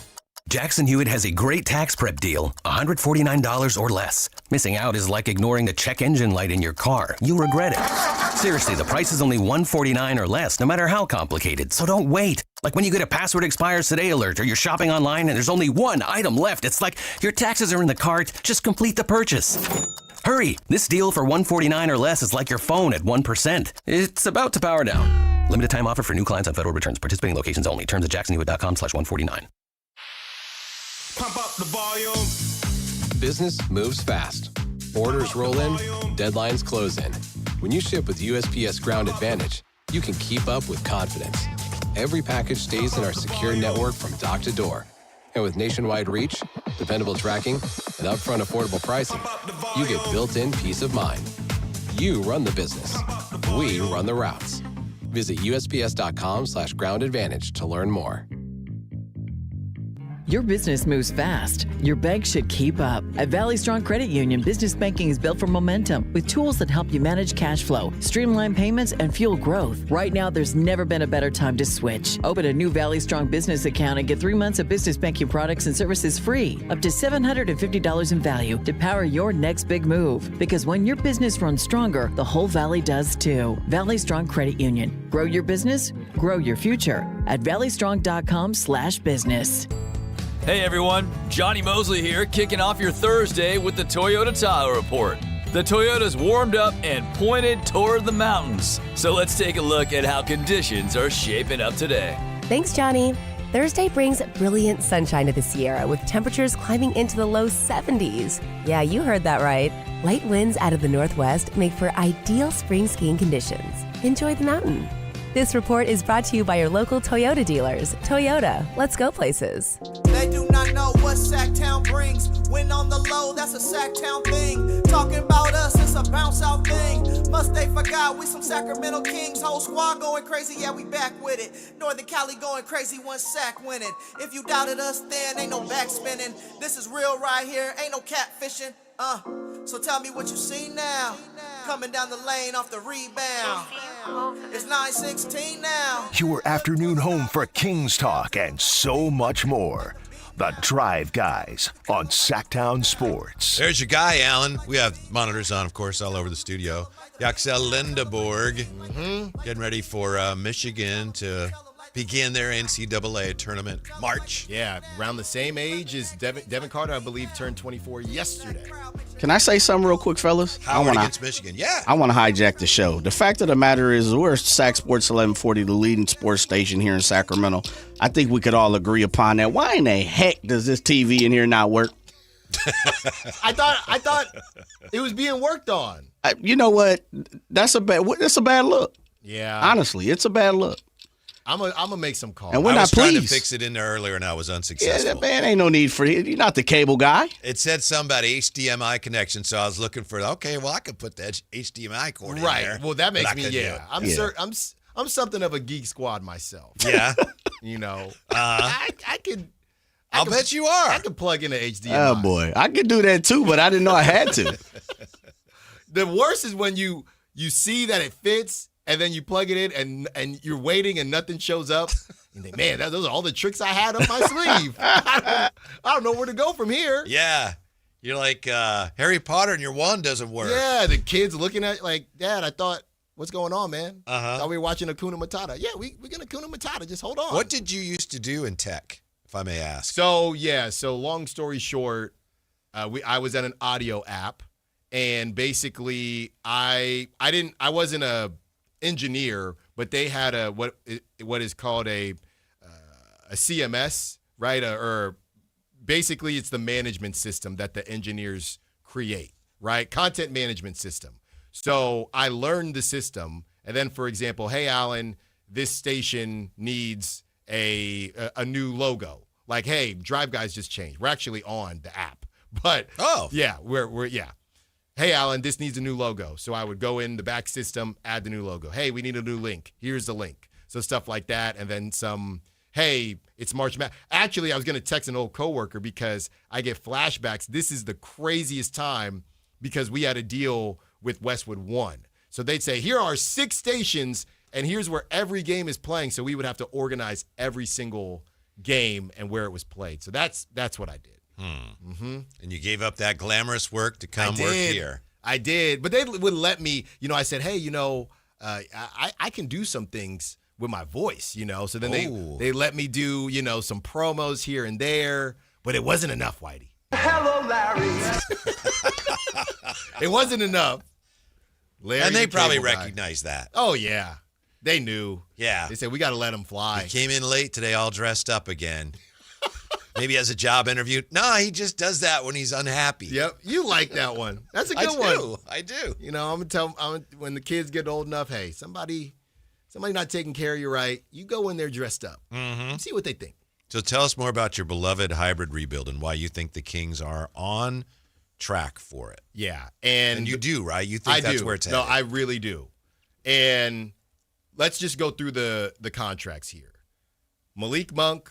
He'll have 2 years left after this. DeMar DeRozan will have 1. We know it's a pseudo expiring, but it's still on the Kings. You have Domantas Sabonis, who will, I think, now have 3 years left after this season. You have Zach LaVine, who we believe is going to opt out, and you just signed Keegan Murray to a long-term deal. That's 5 guys right there, Whitey. I don't know if you would get value back. And you add DeAndre Hunter, who I believe has what? A year? Is it a year? He'll be expiring this year or next year? I think it's expiring this year. This year. So you have DeAndre Hunter. So those are what? 5, 6 contracts. And I don't know if as of today, right now, you'd get sufficient value back for any of them. And Sabonis, and I think you said this, has, after this season, 2 years, and then he's unrestricted. There you go. So 2 years left. So you have 6 guys that are on deals, and you don't know if you're going to get value back for any of them. So now, as you're about to add, at very worst, a top 10 player, at very best, the number 1 pick in the draft, you look around and you think, hey, at this point in time, we're going to shop who we're going to shop this summer, as we just did. But if I'm not going to get value back and these guys are just going to get closer to expiring anyway, we've heard for years about the 2027 timeline, and that's what Sean Cunningham of KCRA would always come on and talk about. So you're not really changing your timeline, especially in a down draft, Whitey. You're not really changing your timeline. You might actually not be good again, and the hybrid rebuild might not work. But I don't see a world where they are purposely tanking, because I believe in order to purposely tank, they would have to lose at least 1 or 2 guys with bad value. Okay, we're going to trade Domantas Sabonis, but we're not going to get good value. Or you keep Domantas Sabonis, who can be an all-NBA player, and you see if you can get Froggy in the 9 seed. As I know, annoying as that sounds, the other side of it is losing these guys. Right now, what we learned from this season is that none of these guys have decent value. So you might as well see what you can Frankenstein together for this season, and then you have another year done with the books. Maybe you're decent. Maybe you're the Phoenix Suns. Like, it's not impossible. Some of these teams are going to exit the conversation. Some of these teams are going to enter the conversation. Maybe you end up trying the hybrid rebuild and you end up tanking again. I mean, it's very possible, but I don't see a world where they're putting out something like the Nets lineup, because it just wouldn't make any fiscal sense. It's obviously impossible to know, because we've seen things and heard things. Things have been written, but we're not sure what Scott Perry's plan is. I believe it was on this show where he said, we don't have a timeline. I don't have a timeline. So he's obviously, and that's smart, leaving room to pivot this way or that. The whole point of a rebuild is to replenish and refresh your roster, however long that takes. I could see, if I squint, I could see if the Kings do get a really good player in this draft, and maybe 1 or 2 others that they think can play. You add that with the addition of Maxime Reynaud and Nick Clifford and, of course, Dylan Cardwell, and maybe you figure things out with Precious. I could see how you could make the case that we have replenished the roster significantly and as satisfactorily already, if you hit a home run in the draft. And so if you do that, I could see how the case could be made behind closed doors in the upper offices. We're ready. That's why go back in and tank in a draft that's probably not going to be that good. So I could see how they would do that. I would guess, though, that it's still more, it's plan B, so it's possible. But I right now, I still don't think it'd be plan A. It really comes down to, because I think, I don't know. Actually, I don't know what to think when it comes to DeMar DeRozan. And that's what I told you last night. I just don't know what to think when it comes to him and, whether he's going to be on this team or not. I thought it would be obvious that he wouldn't be on this team, but this season has taught me that nothing is obvious with the Sacramento Kings. I think it comes down to the Domantas Sabonis price tag. He is, I think, the foundation. If you can get, or whatever their price tag they find is good enough, if you can get 2 firsts for Domantas Sabonis, maybe 1 first from 2027 and 2028, because actually you said both those drafts aren't supposed to be great. But hey, we'll do 2 for you, and they're both going to be 2027, 2028 for Domantas Sabonis. 1 is protected even as well, if you can still do that. Rock and roll, that's what it is. If you do that and they get back some expiring contracts, then I think you can say, all right, because I think the issue is, Whitey, I don't know who they're going to get back for anybody. Let's take the Wizards Hawks deal. The Hawks feel like, hey, we got good value for Jonathan Kuminga, so we don't need to get good value in a Trae Young deal. If you get good value on a Domantas Sabonis deal, then you can say, hey, DeMar, we're not really looking for anything. We got to move on from you. We got to get guys playing time. Hey, Malik, if anybody will take Malik, we will attach a second whatever. We're not looking to get value because we got our value in the Domantas Sabonis deal. It all hinges on what the league thinks about Domantas Sabonis. if you can't get a first for Domantas Sabonis, then there's no need in doing any of this. I would be willing to put almost all my eggs in the 2026 draft basket. Even if I had to trade future assets and a player something to get another pick in this draft. Yeah. And especially if it's mid-first round, I don't know if that's feasible, but I would definitely be willing to do that. And I could see if you did that. Let's say you got right now you could get 3 players out of this draft, right? Right. Yeah, your first pick and then 42 and whatever. If I could get another mid to late first round pick, I could see how, if we hit on those picks, we're ready to go get back into it a lot sooner than we thought. The other side of it, too, and this is a name that I believe Matt brought up not too long ago. Matt George? I think Matt and Carmichael Dave brought this up, but it's the Keegan Murray conversation. And that's not necessarily for this draft specifically, but as it pertains to rebuilding, Keegan is he's either going to be 26 or he's already 26. If you're truly rebuilding and you're going in to get the 20-year-olds and things like that, that might be a conversation. I'm just talking about guys that you think have value, because we know that 4 of the guys we just talked about, or 3 of the guys we just talked about, don't have that type of value. If there's somebody out there that's giving you a decent first or maybe a good first and a protected first for Keegan, then you make a decision on rebuilding. But if you're not doing any of that, I don't see how you're truly rebuilding. Hybrid rebuild, Alan says they're still on track for it. I'm more skeptical, but I still see it there. I could see how they'd be tempted, depending on how it all breaks. They're going to get tempted. More on tonight's game when we come back. Also, 7 days till opening day, the best 7s of all time in baseball. That, again, looks like a pretty easy one. See what you think next on Sactown Sports. Download the Sactown Sports app. Sacramento sports in your pocket. This is Sactown Sports 1140. Sacramento weather is brought to you by Elk Grove Honda. I'm Dirk Verdorn in the KCRA3 Weather Center. Clear and calm overnight with temperatures eventually dropping off into the mid to upper 50s by tomorrow morning.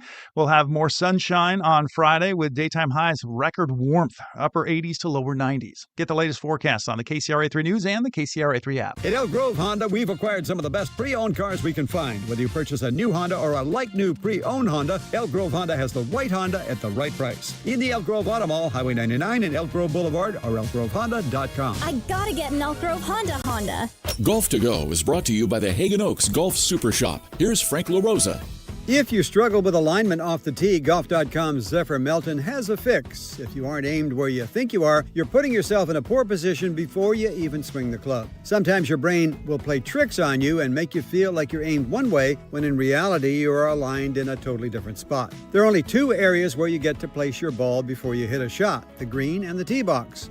On the green, you always line up your ball when you place it down, so why not do the same thing on the tee box? Try pointing the logo or your Sharpie line down the target line. If you want to get your ball lined up even more precisely, try choosing an intermediate target in between your ball and the distant target, maybe a discoloration in the grass or divot, and then use that as an intermediate target. With that spot picked out, line your ball up pointing right at it. So long as you orient the ball correctly when you place it, you can swing away knowing you're aimed at your target. That's your Golf to Go. I'm Frank LaRosa. Bring your visions to life with smart business buying tools and technology from Amazon Business. From fast, free shipping to in-depth buying insights and automated purchase approvals, we deliver everything you need to achieve your goals. Go to AmazonBusiness.com for support. Do you have at least 1 month worth of food in your pantry? If not, you should definitely go to MyPatriotSupply.com right now. My Patriot Supply is America's #1 supplier of long-term storable food. They've helped over 3 million Americans get prepared. And for a limited time, when you order their best-selling 4-week food supply, you'll get an additional week of food absolutely free. There's no catch, but act fast because this offer ends soon. Claim your free emergency food kit now at MyPatriotSupply.com. That's MyPatriotSupply.com. Get 5 quarts of Valvoline Full Synthetic Motor Oil and a MicroGuard Select Oil Filter for just $36.99. Limit supply. O'Reilly Auto Parts. Spring is here, and there's really nothing better than hitting the open road in a new Honda. Whether you're shopping new or pre-owned, Stockton Honda has the selection and savings, plus get top dollar for your trade. And while life's roads are often filled with bumps, buying from Stockton Honda couldn't be smoother. Wherever the road you travel might lead, Stockton Honda is happy to get you there. Come in today or go to StocktonHonda.com. Anytime, anywhere, It's all here. StocktonHonda.com. Jackson Hewitt has a great tax prep deal, $149 or less. Missing out is like ignoring the check engine light in your car. You'll regret it. Seriously, the price is only $149 or less, no matter how complicated, so don't wait. Like when you get a password expires today alert or you're shopping online and there's only one item left. It's like your taxes are in the cart, just complete the purchase. Hurry! This deal for $149 or less is like your phone at 1%. It's about to power down. Limited time offer for new clients on federal returns. Participating locations only. Terms at jacksonhewitt.com/149. Drew Brees here. Whether you're on the field or on the road, having the right team on your side makes all the difference. I learned that the hard way. On the field, you don't go anywhere without a solid O-line. And when your car breaks down, you want that same kind of protection. That's why I trust CarShield. Their protection plans help you tackle expensive repairs so that you're not blindsided. Visit carshield.com now and join the team that's helped millions of drivers save. Coverage varies by plan. View contracts and exclusions at carshield.com.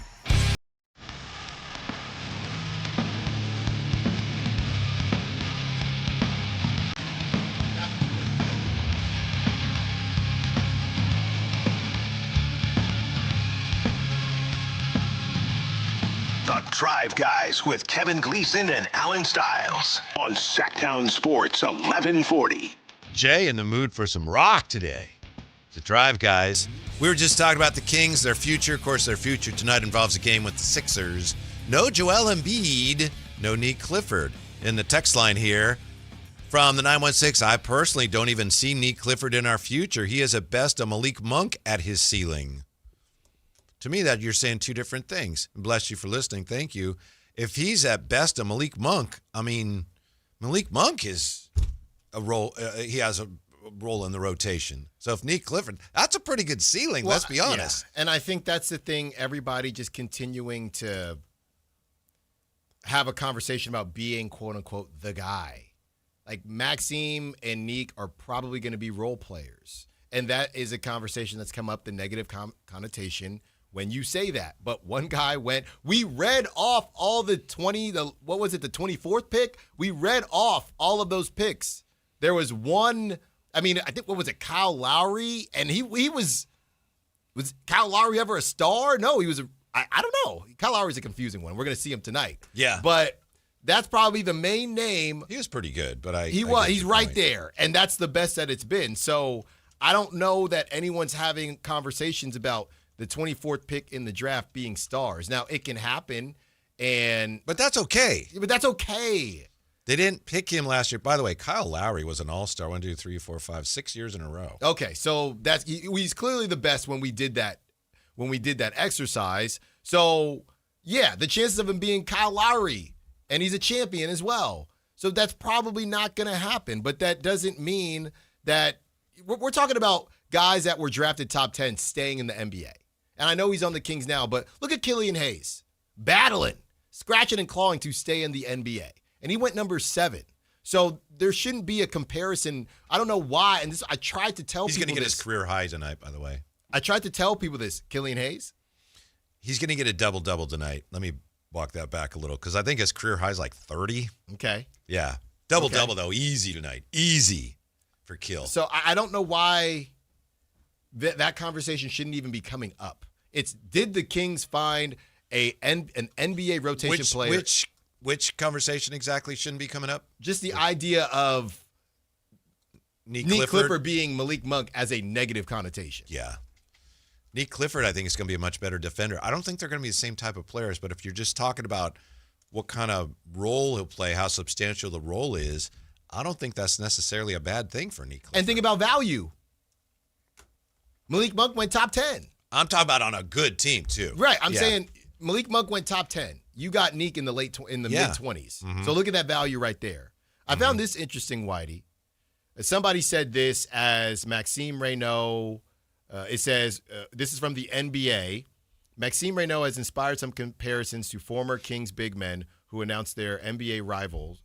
Is this the list of the big men?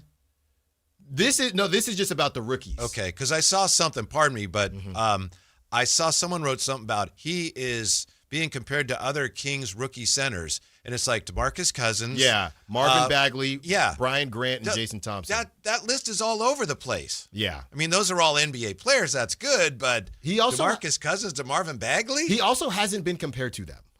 I don't know. This is from the NBA, right? So they're write-ups for every rookie. Yeah. So this is the Maxime rookie.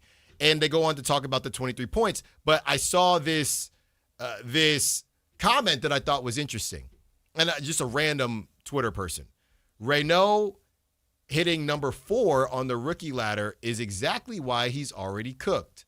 The second a 42nd pick becomes the surprise star, he quotes it. This is a cycle. He stops being a surprise. Then defenses lock in. Hype becomes pressure.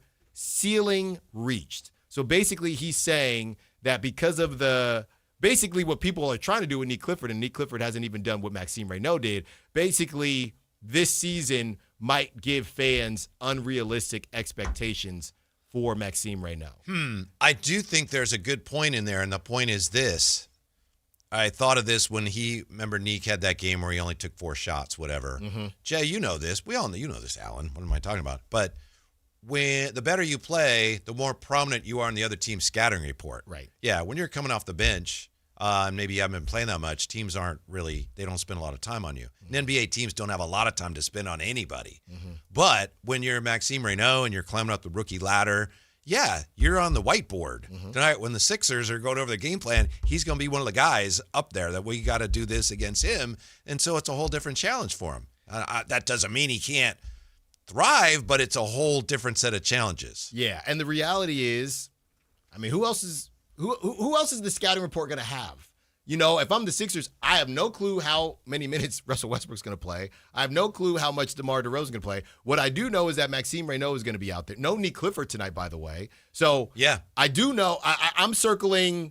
I got a pencil around DeMar and Westbrook out of respect, and we don't know what the game plan is going to be. But then I got a Sharpie on Maxime Reynaud because I know he's going to play all game, and he is their main big right now. I think my first order of business, if I'm coaching against the Kings is, look, guys, we got to keep them out of the paint.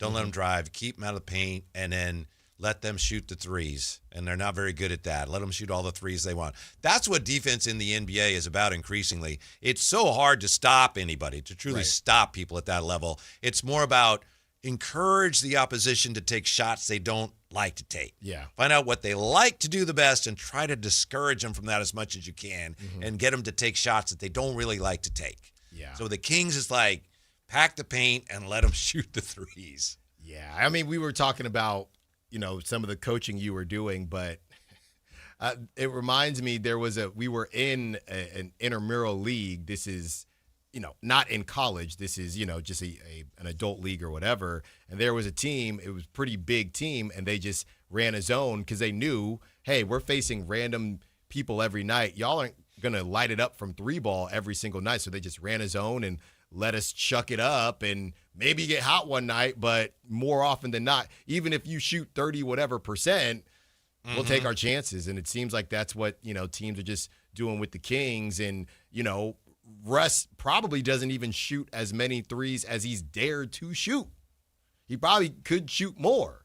But, the DeMar thing, they kind of give it to him, but DeMar's a weird one because you don't want to give him – as soon as he steps inside the three-point line, he's automatic. He's pretty deadly. Yeah. When he puts his mind to it, there's nights when he's kind of taking the night off, I think, because he's supposed to. But like we saw against Utah, when he's like, all right, I'm going to work today. I'll be in the office. Yeah. Like, good luck, Utah Jazz. Well, that's a good question, and maybe we can wait till the end of the show to answer it. Who do we see tonight? Because I think this is a good – Oh, we'll get to that. Well, no. But I think this is a good game as far as the game plan. Deferring DeMar or dominant DeMar? 7 days until opening day, and I know yesterday, as I mentioned earlier, Alan pointed out that, wait a minute, the Yankees and the Giants play before that. Yes, Major League Baseball considers Yankees-Giants opening night, so opening day is the next day. So I know you're not crazy about that. Yeah. 7 days until opening day. Notable players who've worn number 7. Do you guys remember Trot Nixon with the Red Sox? Trot Nixon. Nixon. Matt Holliday. Okay. Oh, I love Matt Holliday. Briefly with the Athletics. Jackson Holliday. Jose Reyes with the Mets. Ivan Pudge Rodriguez. Craig Biggio. Joe Mauer. And, of course, Mickey Mantle. I'll tell you what, you'll never see another player like Mickey Mantle. Aaron Judge can hold a candle to Mickey Mantle. That list is my favorite list. Yeah. Because it's got a bunch of guys from when I was a young ball player. That's my favorite list. Yeah. Was it 7? The number 7. Jose Reyes, the whole crew. Craig Biggio with the Astros. I want to be Craig Biggio. No, that's my favorite list, man. He wore number 7 early in his career before he switched, and Ivan Rodriguez wore number 7 during his time with the Rangers. Joe Mauer was. Oh my He goodness. wore number 7 for 15 seasons, and it is retired by the Twins. Yeah, that's my favorite one so far. Give me Pudge. I'll take Pudge as the best. Oh man, this is a tough one. Yeah. There's some talent. Mm-hmm. Let's go Mickey. Switch hitter. Yeah, go Mickey was Mantle. a beast. He was. But he's Mickey before my Mantle. time. I'll go Craig Biggio. Biggio. Okay. I'll tell you, when I first became conscious of baseball, it was the very end of the careers of some greats. I can barely remember Mickey Mantle. I think 68 was his last year, and that was the first year the A's were here. And Willie Mays. And it was funny because as a kid, people would rave about these guys. And I'd see, I was like, that guy's terrible. Right. Why is He catching them at 39. Yes, Why? exactly. At the very, very end of a great career. It's like, Yeah. why does everyone say this guy's so good? I don't understand, Dad. I wonder. Well, people kind of weird about LeBron, but they could be doing that about LeBron a little bit. A little bit. Now. Yeah. Huh. Yeah. Mickey Mantle was a beast. I guess so. Yeah, that's what they told me. That's what the highlights say, the numbers say. What Mad Dog says. That's right. If that's what Mad Dog says, I'm with Mad Dog. How much on that. How much do you think Mad Dog even seen Mickey Mantle? That's a good question. Probably the same thing as you as a kid. You know what I thought you were going to ask me is how much would Mickey Mantle make today? Oh, a lot. What's Shohei making? 500 deferred? He'd be in the 400s. Maybe so. Dennis Schroeder says his time with the Kings did not go as expected. What went wrong? And what can go right for the Kings tonight against the Sixers? We'll come back and wrap all that up. Don't go away. Drive, guys. The only place you'll find Malik Monk is Sactown Sports. Oh my, what an athletic move that time by Malik Monk. Hey Sacramento, it's Malik Monk and you're listening to the home of the Sacramento Kings, Sactown Sports. Your local sports leader. This is the story of the one. As a safety manager at a manufacturing plant, he does everything he can to keep his coworkers safe. From finding ways to reduce risks to keeping safety supplies in stock. And for that, he relies on Grainger. Grainger offers a broad range of quality products and next-day delivery, so he can always play it safe. Call 1-800-GRAINGER, click Grainger.com, or just stop by. Grainger, for the ones who get it done. It's no secret the world feels unpredictable lately. One thing will never change. Hoblet's mission to nuke high prices. Right now, and only at Hoblet Dodge, Chrysler, Jeep, Ram, and Woodland, you can get 4.99% financing for up to 84 months on all new vehicles in stock and keep every factory rebate you qualify for when you finance with Hoblet's preferred lender. That's 4.99% financing and you keep all the factory rebates you qualify for. Not one or the other like other dealers are offering. Only Hoblet has fought to get you a deal this good. Search, select, and save through our whole inventory at HobletDodge.com. Unbeatable prices, unbeatable selection, and now unbeatable interest rates. Nobody beats Hoblet. Period. 4.99% APR available on select new vehicles in stock while supplies last. Pricing and savings may vary by model and trim. Financing on approved credit through Hoblet Preferred Lending for well-qualified buyers. $60,000 max finance. Approximately $14.14 per thousand finance. Residency restrictions and lender membership requirements may apply. See dealer for details. When life calls for a little extra, a kitchen upgrade, paying off debt, or that dream vacation, Valley Strong Credit Union is here to help. With a Valley Strong home equity loan, you can tap into your home's value with competitive rates, flexible terms, and local guidance you can trust. Get approved in as little as 5 minutes, with funding in as few as 5 days. Your goals are within reach. Visit valleystrong.com to get your offer today. Valley Strong Credit Union. Grow your possibilities. Equal housing lender, NMLS number 456506. T-Mobile has an exclusive bundle for customers 55 and up. I'm Sarah Bowl. Yeah, I'm Frank Bowl. A reliable network is key for us. And with T-Mobile, it's been wonderful. And going to the 55 plus plan saved us so much money. A lot. And that's important. Trying to keep costs down. The home internet's been perfect. It's fast, it's quick. The setup was so easy, it took less than 15 minutes. It was like, ta-da! If you want simplicity, coverage, reliability, you want the whole package, T-Mobile has it. Right now, T-Mobile customers 55 and up can get 2 phone lines on America's best network, plus America's fastest 5G home internet for just $30 each. $30 per month each line with autopay plus taxes and fees. Minimum age 55. Pricing for home internet rely on 2 lines of Essentials Choice 55. $35 connection charge per line required. Best mobile network and fastest 5G home internet based on analysis by Ookla of Speed Test Intelligence data 2H 2025. All rights reserved. When you take the time to shop at Folsom Lake Honda, there's one thing you'll always find. Happy people ready to serve you. As a family-owned and operated dealership since 2009, customer service is our #1 priority. Our customers love doing business with us, and you will too. Looking to own or lease? During the spring sales event, drive a brand new Accord or Civic. Visit us today at FolsomLakeHonda.com, your one-stop Honda shop. Folsom Lake Honda, yeah, your one-stop Honda shop. KHD HD1 Sacramento, KYMX HD3 Sacramento. From the Power Business Technology Toshiba Studios. This is Sactown Sports 1140.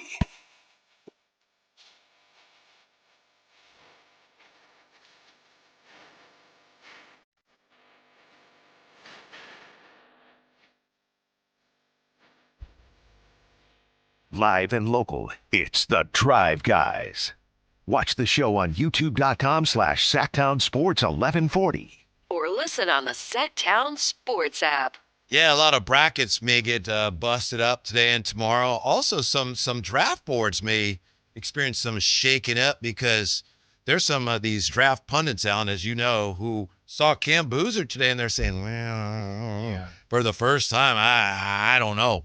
But that's been the thing on him this whole time. I don't know if they just needed to see it again, but that's been the knock on him, if there is any knock the whole time. He doesn't have that crazy explosiveness. So I don't know why now it's an issue. This is what happens when people that haven't been watching a ton of college basketball, and I know some of the names that you mentioned during the break, Whitey, clearly watch a ton of college basketball, more than me. But when you get the national pundits in there that haven't watched a lot, I'm just saying there's no new information. Yeah. This was Kevin O'Connor. You can look it up. And also Nathan Grubel's been on the show, and they're both saying, to the point you just made, I think Kevin O'Connor saying, this is the first time I've seen it, the lack of explosiveness really be a factor. Right, against Siena. And there's probably scouts going, welcome to the party. Right, there's no scout. There's no NBA scout. Wow, I thought Cam was A.J. DeBonta explosive. There's no scout doing that. Mm-hmm. Also trending here, Darius Acuff Jr.'s stellar offense masks defensive concerns for Arkansas star. So we'll take care of that. That may be gaining some traction. And I'm telling you guys, if you're at 4, that is the toughest spot to be. Well, I don't know. I know I was a big Caleb Wilson guy, and then unfortunately he got hurt. But 4 and 5, I don't know what to do. If I'm at 3, I'm just taking the third guy that's left out of Darren Peterson, A.J. DeBonta, Cam Boozer. If I'm at 2 and A.J. DeBonta goes 1, I don't know if I'm going Boozer or Darren Peterson. There are so many pathways. We were talking about board games. I'm going Darren Peterson if those are my choices. So many Candyland. I'm just going to make sure he's got a lot of Gatorade handy. Well, that's funny, Whitey, because you were Mr. Nobody's talking about Cam Boozer.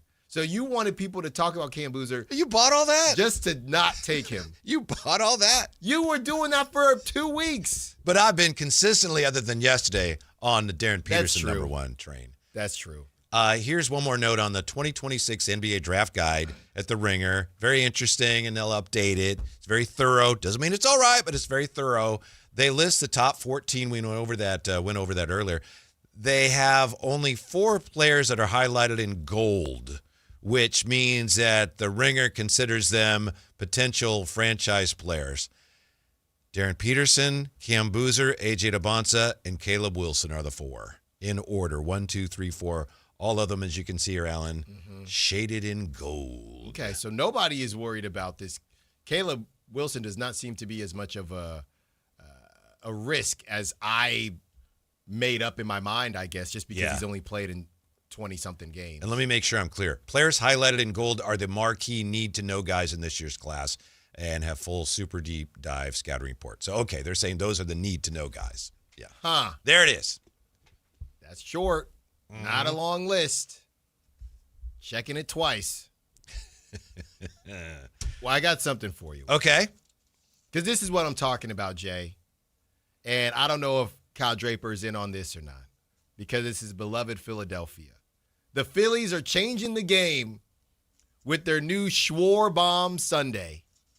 It's a mini helmet filled with soft serve ice cream and topped with a funnel-caked fried strawberry Uncrustable, fresh strawberry sauce, and fruity cereal pieces.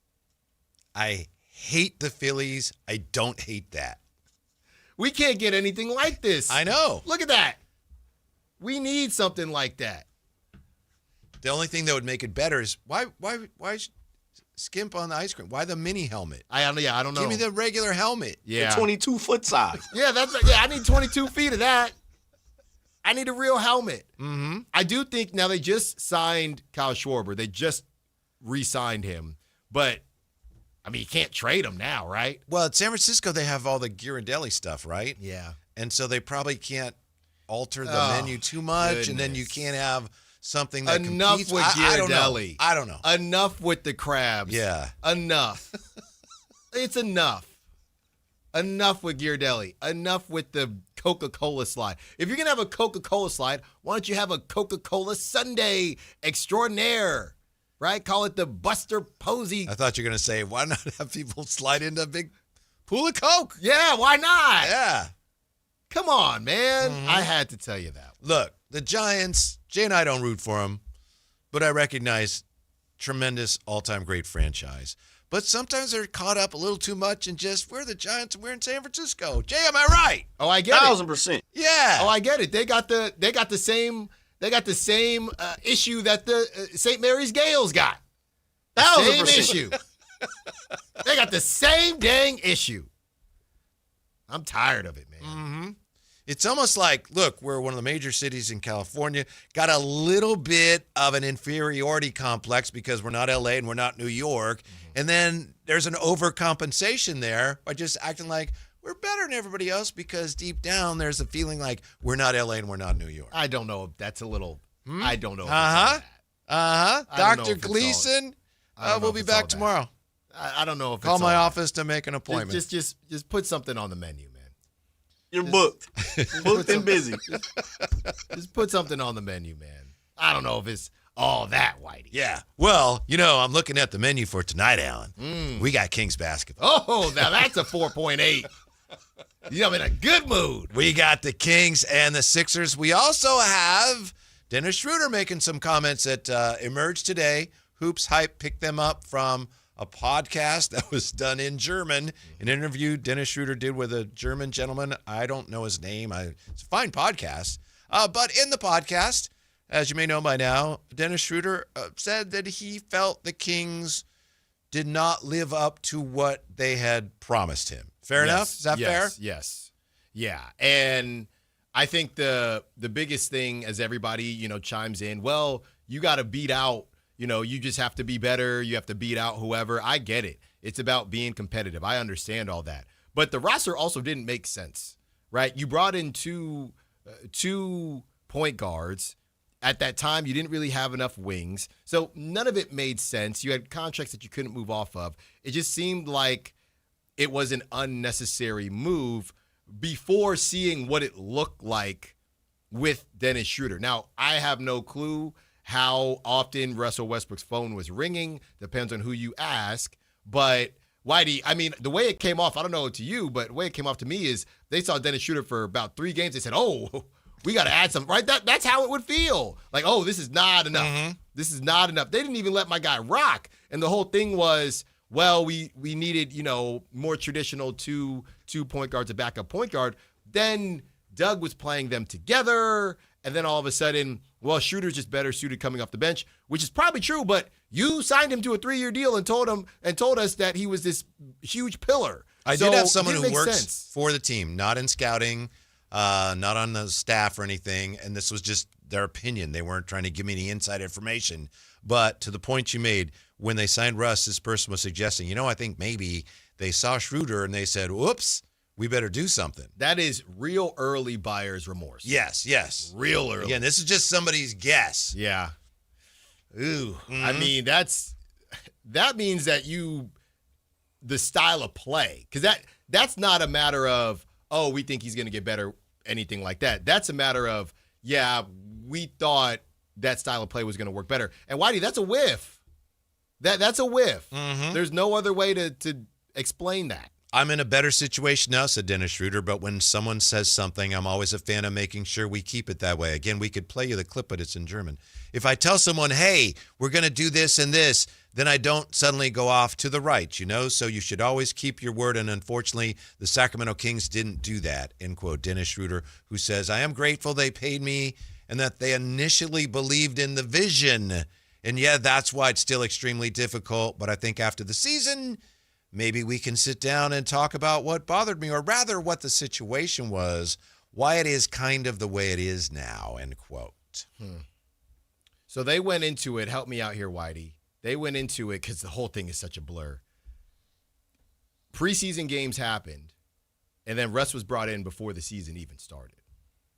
I'd have to double check. I think that's right. That's how I remember it. But I would just take it back to Media Day, talking to Dennis Schroeder, and it was known and understood that, all right, I think maybe we use the term the head of the snake at that point. That's what we all believed they were bringing him in for, and he seemed to believe that too. I think he talks about the plan, the vision. It's pretty clear going back that was the vision. That's what we were told. Mm-hmm. That's what we were told. And, the whole idea of it was, hey, we have a guy that's going to be able to help us. We didn't have a point guard. That was the whole thing. When DeMar and Zach LaVine had a point guard in Ball, Lonzo Ball, they cooked and, they made the playoffs. So that was the whole thing we talked about all summer long. Which point guard are you going to go get? And look, I know there are a lot of fans out there that say, well, I could do this job or I could do that job. There were a lot of fans that said when I was on the midday, there were a lot of fans that said, Alan, I do not want Dennis Schroeder. So it is funny because a lot of people were trying to say, no, we told you. Like, that's not the guy. If you were going to go in that direction and get, a kind of tier 2, tier 3 guy, then just go get a tier 2, tier 3 guy and give him a year. Yeah. What was up with the 3-year deal? I think most people, if you ask them, hey, what'd you think of Dennis Schroeder's time here and the way he played, most people say, it wasn't very good. If you look up his numbers, they're not terrible. Some of them are halfway decent. Yeah. But the problem was, as it is with so much of this roster, just things didn't fit. Right. And it was pretty apparent that, all right, something needed to go. But he did have some moments here. It's unfortunate that there was a vision, and for some reason they changed their vision or they changed their opinion of how Dennis Schroeder fit with what they were doing. Doesn't mean they were wrong. And, it's big boy sports. Like he says, he got paid, so that happens sometimes. You're our guy. You know how it is, Alan. Yep. You're our guy, and then one day you're not. Yeah. When somebody comes in and you can get Wally pipped, that'll happen. Mm-hmm. Now, the difference is you can get Wally pipped and not get paid. Right. Or you can get Wally pipped and get paid. But I don't think it's sour grapes. I was reading your boy Matt George. Now that you told him about the story. He was all over this story. So he screenshot the Hoops Hype and then posted it. So I'm reading the comments, and a lot of people are saying, Dennis Schroeder didn't play very well. And that's the main thing that I'm seeing. But Whitey, I went back here. The Kings start their season. They lose to the Phoenix Suns. And yes, it is correct. In that first game of the season, Russell Westbrook played 19 minutes. Dennis Schroeder played 30 minutes. He was 6 of 13 from the field. Russell Westbrook was 2 of 8 from the field. He did not make a three. He was 0 for 2. He played 19 minutes. Dennis Schroeder played 30. But the whole idea, well, he didn't play. He did not get a regular season game without Russell Westbrook on the team. They didn't even let it get to that. Now, does he quote unquote deserve that? I don't know. I'm not saying that. I'm saying if I were an athlete, I'd feel like y'all never really believed in me, even though you just told me that it was going to be my show. You brought in Russell Westbrook. And Russell Westbrook is a brand. It's not like bringing in Ty Jerome. They supposedly were pretty friendly in L.A. Yeah. It's not bringing in Ty Jerome, even though Ty Jerome is playing better than... Ty Jerome is my guy, and he's playing great right now. He might be playing better than Dennis Schroeder. Yeah. But it's not as if you're bringing in Colin Gillespie or somebody like that where, hey, you're going to have your time, Dennis. There wasn't a lot that had to happen for them to flip that switch. It just was the way Russ operates and the kind of infectious personality that he has. Everybody was going to gravitate to him. He's one of the biggest brands in the history of basketball. Dennis Schroeder never stood a chance. But I wish somebody told me I don't stand a chance and give me $40 million. I'll take that. Mm-hmm. Yeah, it's just a footnote, another footnote to this strange season that it started out a certain way, and Dennis Schroeder was, I'm the guy, here we go, I've never had this chance. And then one day he wasn't, but, ultimately, obviously it had an impact on him, but in the grand scheme of things with the Kings season, don't know that it matters much. No, it doesn't. And when people were saying, well, Russ played better than him, okay, that doesn't really matter either because they still lost games. I guess they'd be in a better, you could argue they'd be in a better tanking position if they didn't let Russ do his thing, but I don't know that they would be because I don't know what Dennis would have looked like. Because he was very open, Whitey. He was very transparent in some of those locker room convos where he said, we're still trying to learn each other. I mean, this stuff takes time. Mm-hmm. Like they weren't, the system with Russ was, it's Russ ball. The thing I noticed that I remember, I'd have to go back and really look at film to really get a clearer idea of this, but I remember watching him, Schroeder, with Domas, and it looked like, who are we running the offense through? Yeah, and that's the other part of it. Domas needed the rock, and I still don't know what Zach LaVine likes offensively, but he didn't like DHO, so it was a complete mess to start. Just not a good fit. No, it wasn't a good fit, and Dennis Schroeder is well within his right to, talk about how it affected him or whatever, and fans are well within their right to say, I don't give a bleep. Well, that's the one issue I have with your hybrid rebuild. The roster, there were some fit issues. We all know that. I don't know that those things are miraculously resolved just because you add more pieces. I think if you find a taker and come to a decision, I think if you move DeMar, this looks a lot different. I do. And I hate to... could use him, and Jerry Reynolds has said this a lot. The freaking Houston Rockets. It's too late for him now. We were on Too that bad. early, but they didn't have the money. And, the Bucks, we threw out the Bucks back in the day, the Rockets, the Bucks, teams like that. But I think DeMar has been playing out of position at the 4. So if you were to say, hey, DeMar, and I'm assuming Russell Westbrook, I'm not going to assume anything with Russell Westbrook, but just from a wing standpoint, Whitey, I think that if you got somebody, even if you kept Russell Westbrook, honestly, just to facilitate, and you have guys that can shoot, like DeAndre Hunter in the game at the same time. I know Keegan Murray hasn't been shooting well. Somebody's going to type that right now. But DeAndre Hunter in the game with Keegan Murray, with Nick Clifford and Domantas Sabonis or whatever, and you have a point guard that is distributing the basketball, I think it would make more sense. How about that? This is not about DeMar as a player.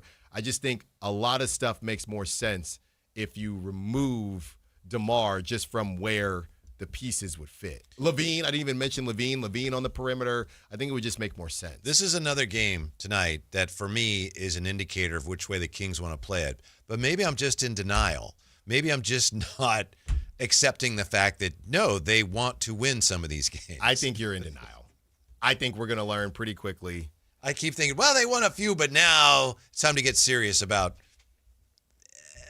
developing your young players and improving your lottery position. But that doesn't seem like the plan. Maybe you'll be pleasantly surprised. You should not go into it thinking that, right? Maybe that will be the case, but just be pleasantly surprised, because when we talk about dominant DeMar versus deferring DeMar, I think the most interesting part of that convo is that DeMar's minutes weren't crazy different. They were different, but not crazy different. It was his intent. So when you talk about what direction they're going, it's almost as if somebody said something to DeMar like, hey, DeMar, do what you got to do, man. So I don't know what DeMar we're going to get tonight because that'll tell us a lot as well. Yeah, and I will admit, looking at it from the Kings' standpoint, if you're trying to find ways where you could gain ground on the teams that are ahead of you in the Tankathon, it's going to be tough. They're well positioned to tank. Tonight, at halftime, the Wizards are hosting the Pistons. The Pistons are up 8. Who else is playing that is involved in all this? Doesn't look like we have much other Tankathon action tonight. Well, the Jazz are hosting the Bucks. I'm not worried about the Jazz, Alan. Should I be? As a team that could pass I think so. No! Yeah, I think so. I mean, did you see who they're throwing out there?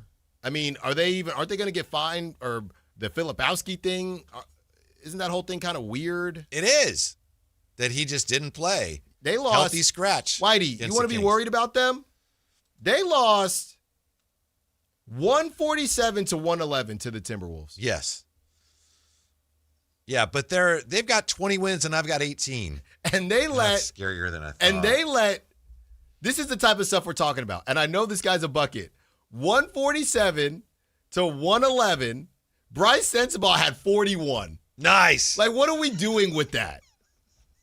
What is Jazz fans? Hey, he just dropped 41. No, he did. He was 17 of 31. Mm-hmm. Well, if you have the 5th pick, and again, it all depends on how it comes out in the lottery, you would have an 8.7% shot at the 8th pick, Alan, and as we've discussed, a 0.6% chance at the 9th pick. That's probably not going to happen, but 27% chance at the 7th pick. Do I like this draft that much? And I'm like, yeah, I'm fine. If I pick 7th, I'm good. If I pick 8th, no problem. What was the percentage for the Mavericks to get the number 1 pick? I don't remember, but it was really low. But see, that's not, I understand that argument, but I reject it because people say, well, see, it doesn't matter. It does matter. No, I'm not saying it that way. I'm saying it the opposite way. Yeah. When you said, we probably won't get the 9th pick. Well, okay, yeah. You don't even want it as a possibility. But you've heard that, right? People say, yes. What difference does it make? I mean, look, teams leapfrog. Yeah, but it's unusual and it's unlikely. Yes. And it's really important that you get a top pick, so you might as well do whatever you can to give yourself the best odds. But, Alan, I don't know if they care as much as I care. They don't. And maybe we'll get surprised, but I don't think they do. I think they I told you. They're confident, right? They're confident. They know that they're going to get a good player. I told you, Whitey.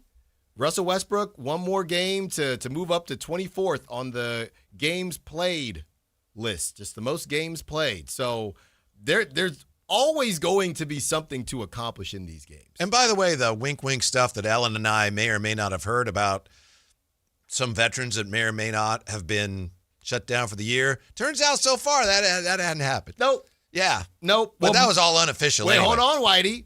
Russell Westbrook needs one game played to pass Ray Allen for 24th all time. Just like your boy Tony Jones. Well, after they honor him maybe in this game, I'm telling you, I've given up. Yeah. They're letting these boys cook. We're just getting to the point now, obviously, where you just don't have that much more wiggle room. No, you're letting these boys cook. Mm-hmm. I think, and I know this, somebody's going to, I make myself sick saying this, but I think this would, a loss tonight would probably do a lot. But I think a win tonight, you're really looking at that 5th spot.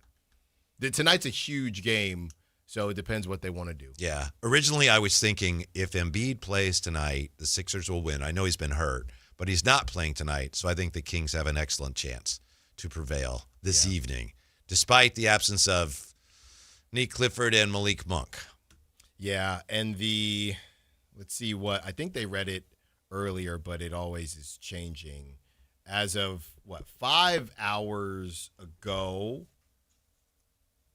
it was, 2.5, something like that. So, yeah, this is gonna be tough, Whitey. Here you go. It's Kings plus 2.5. So Kings are actually the underdog. Mm-hmm. The Don't like that. Do not like that. Well, listen, I hope you enjoy the game and enjoy your big weekend and enjoy your birthday. Thank you, coming up. Whitey. Thanks for the cards and Yeah. the Pyrex, the Black Panther Pyrex. That's from my mother-in-law, but yes. Thank you, Whitey. Be back on Monday. You guys don't have too much fun without me. Yeah, so if you're hanging around the Napa area, you may run into... No, you might see me. Uh-huh. And don't be shy. Say hello. What part of Napa you going to be politicking in, brother? Everywhere? Yeah, downtown. Mostly downtown. I'll be in Sacramento tomorrow night, so you might see me. Might see me in these streets, Jay. Tomorrow night. How are these games doing for you, Alan? Texas A&M leading St. Mary's 37-26 at halftime. Love that. 31 seconds left in the first half. Texas over BYU 43-34. That can't happen. Halftime. Michigan 50, Howard 46. Don't like that either. And 10:27 left in regulation. UNC over VCU 61-49. I like that one. I have Michigan winning it all, so in the J. Ross bracket. So I need blue. Yeah, I mentioned Texas 46, BYU 37. AJ DeBonsa has 20 points. He has 20 of the 37. That's crazy because they're all over him. Mm-hmm. He's the guy. Mm-hmm. Don't overthink it. Yeah. And I don't even talk like that anymore just because you have gotten to me, Whitey, with the odds, honestly. So when our guy TC will call in, hey, he's the pick. Or I was listening to one of our shows earlier and they're debating Debancer or Derek. I can't do it. What is the point of doing it? I don't want to get emotionally bruised. Yeah. What is the point? I cannot do. Now, we'll have conversations about the first three in the order, but I'm not going to sit there and fight with you about a pick, about money that I haven't made yet. Mm-hmm. Hey, where should we spend it, babe? We ain't got it yet, babe.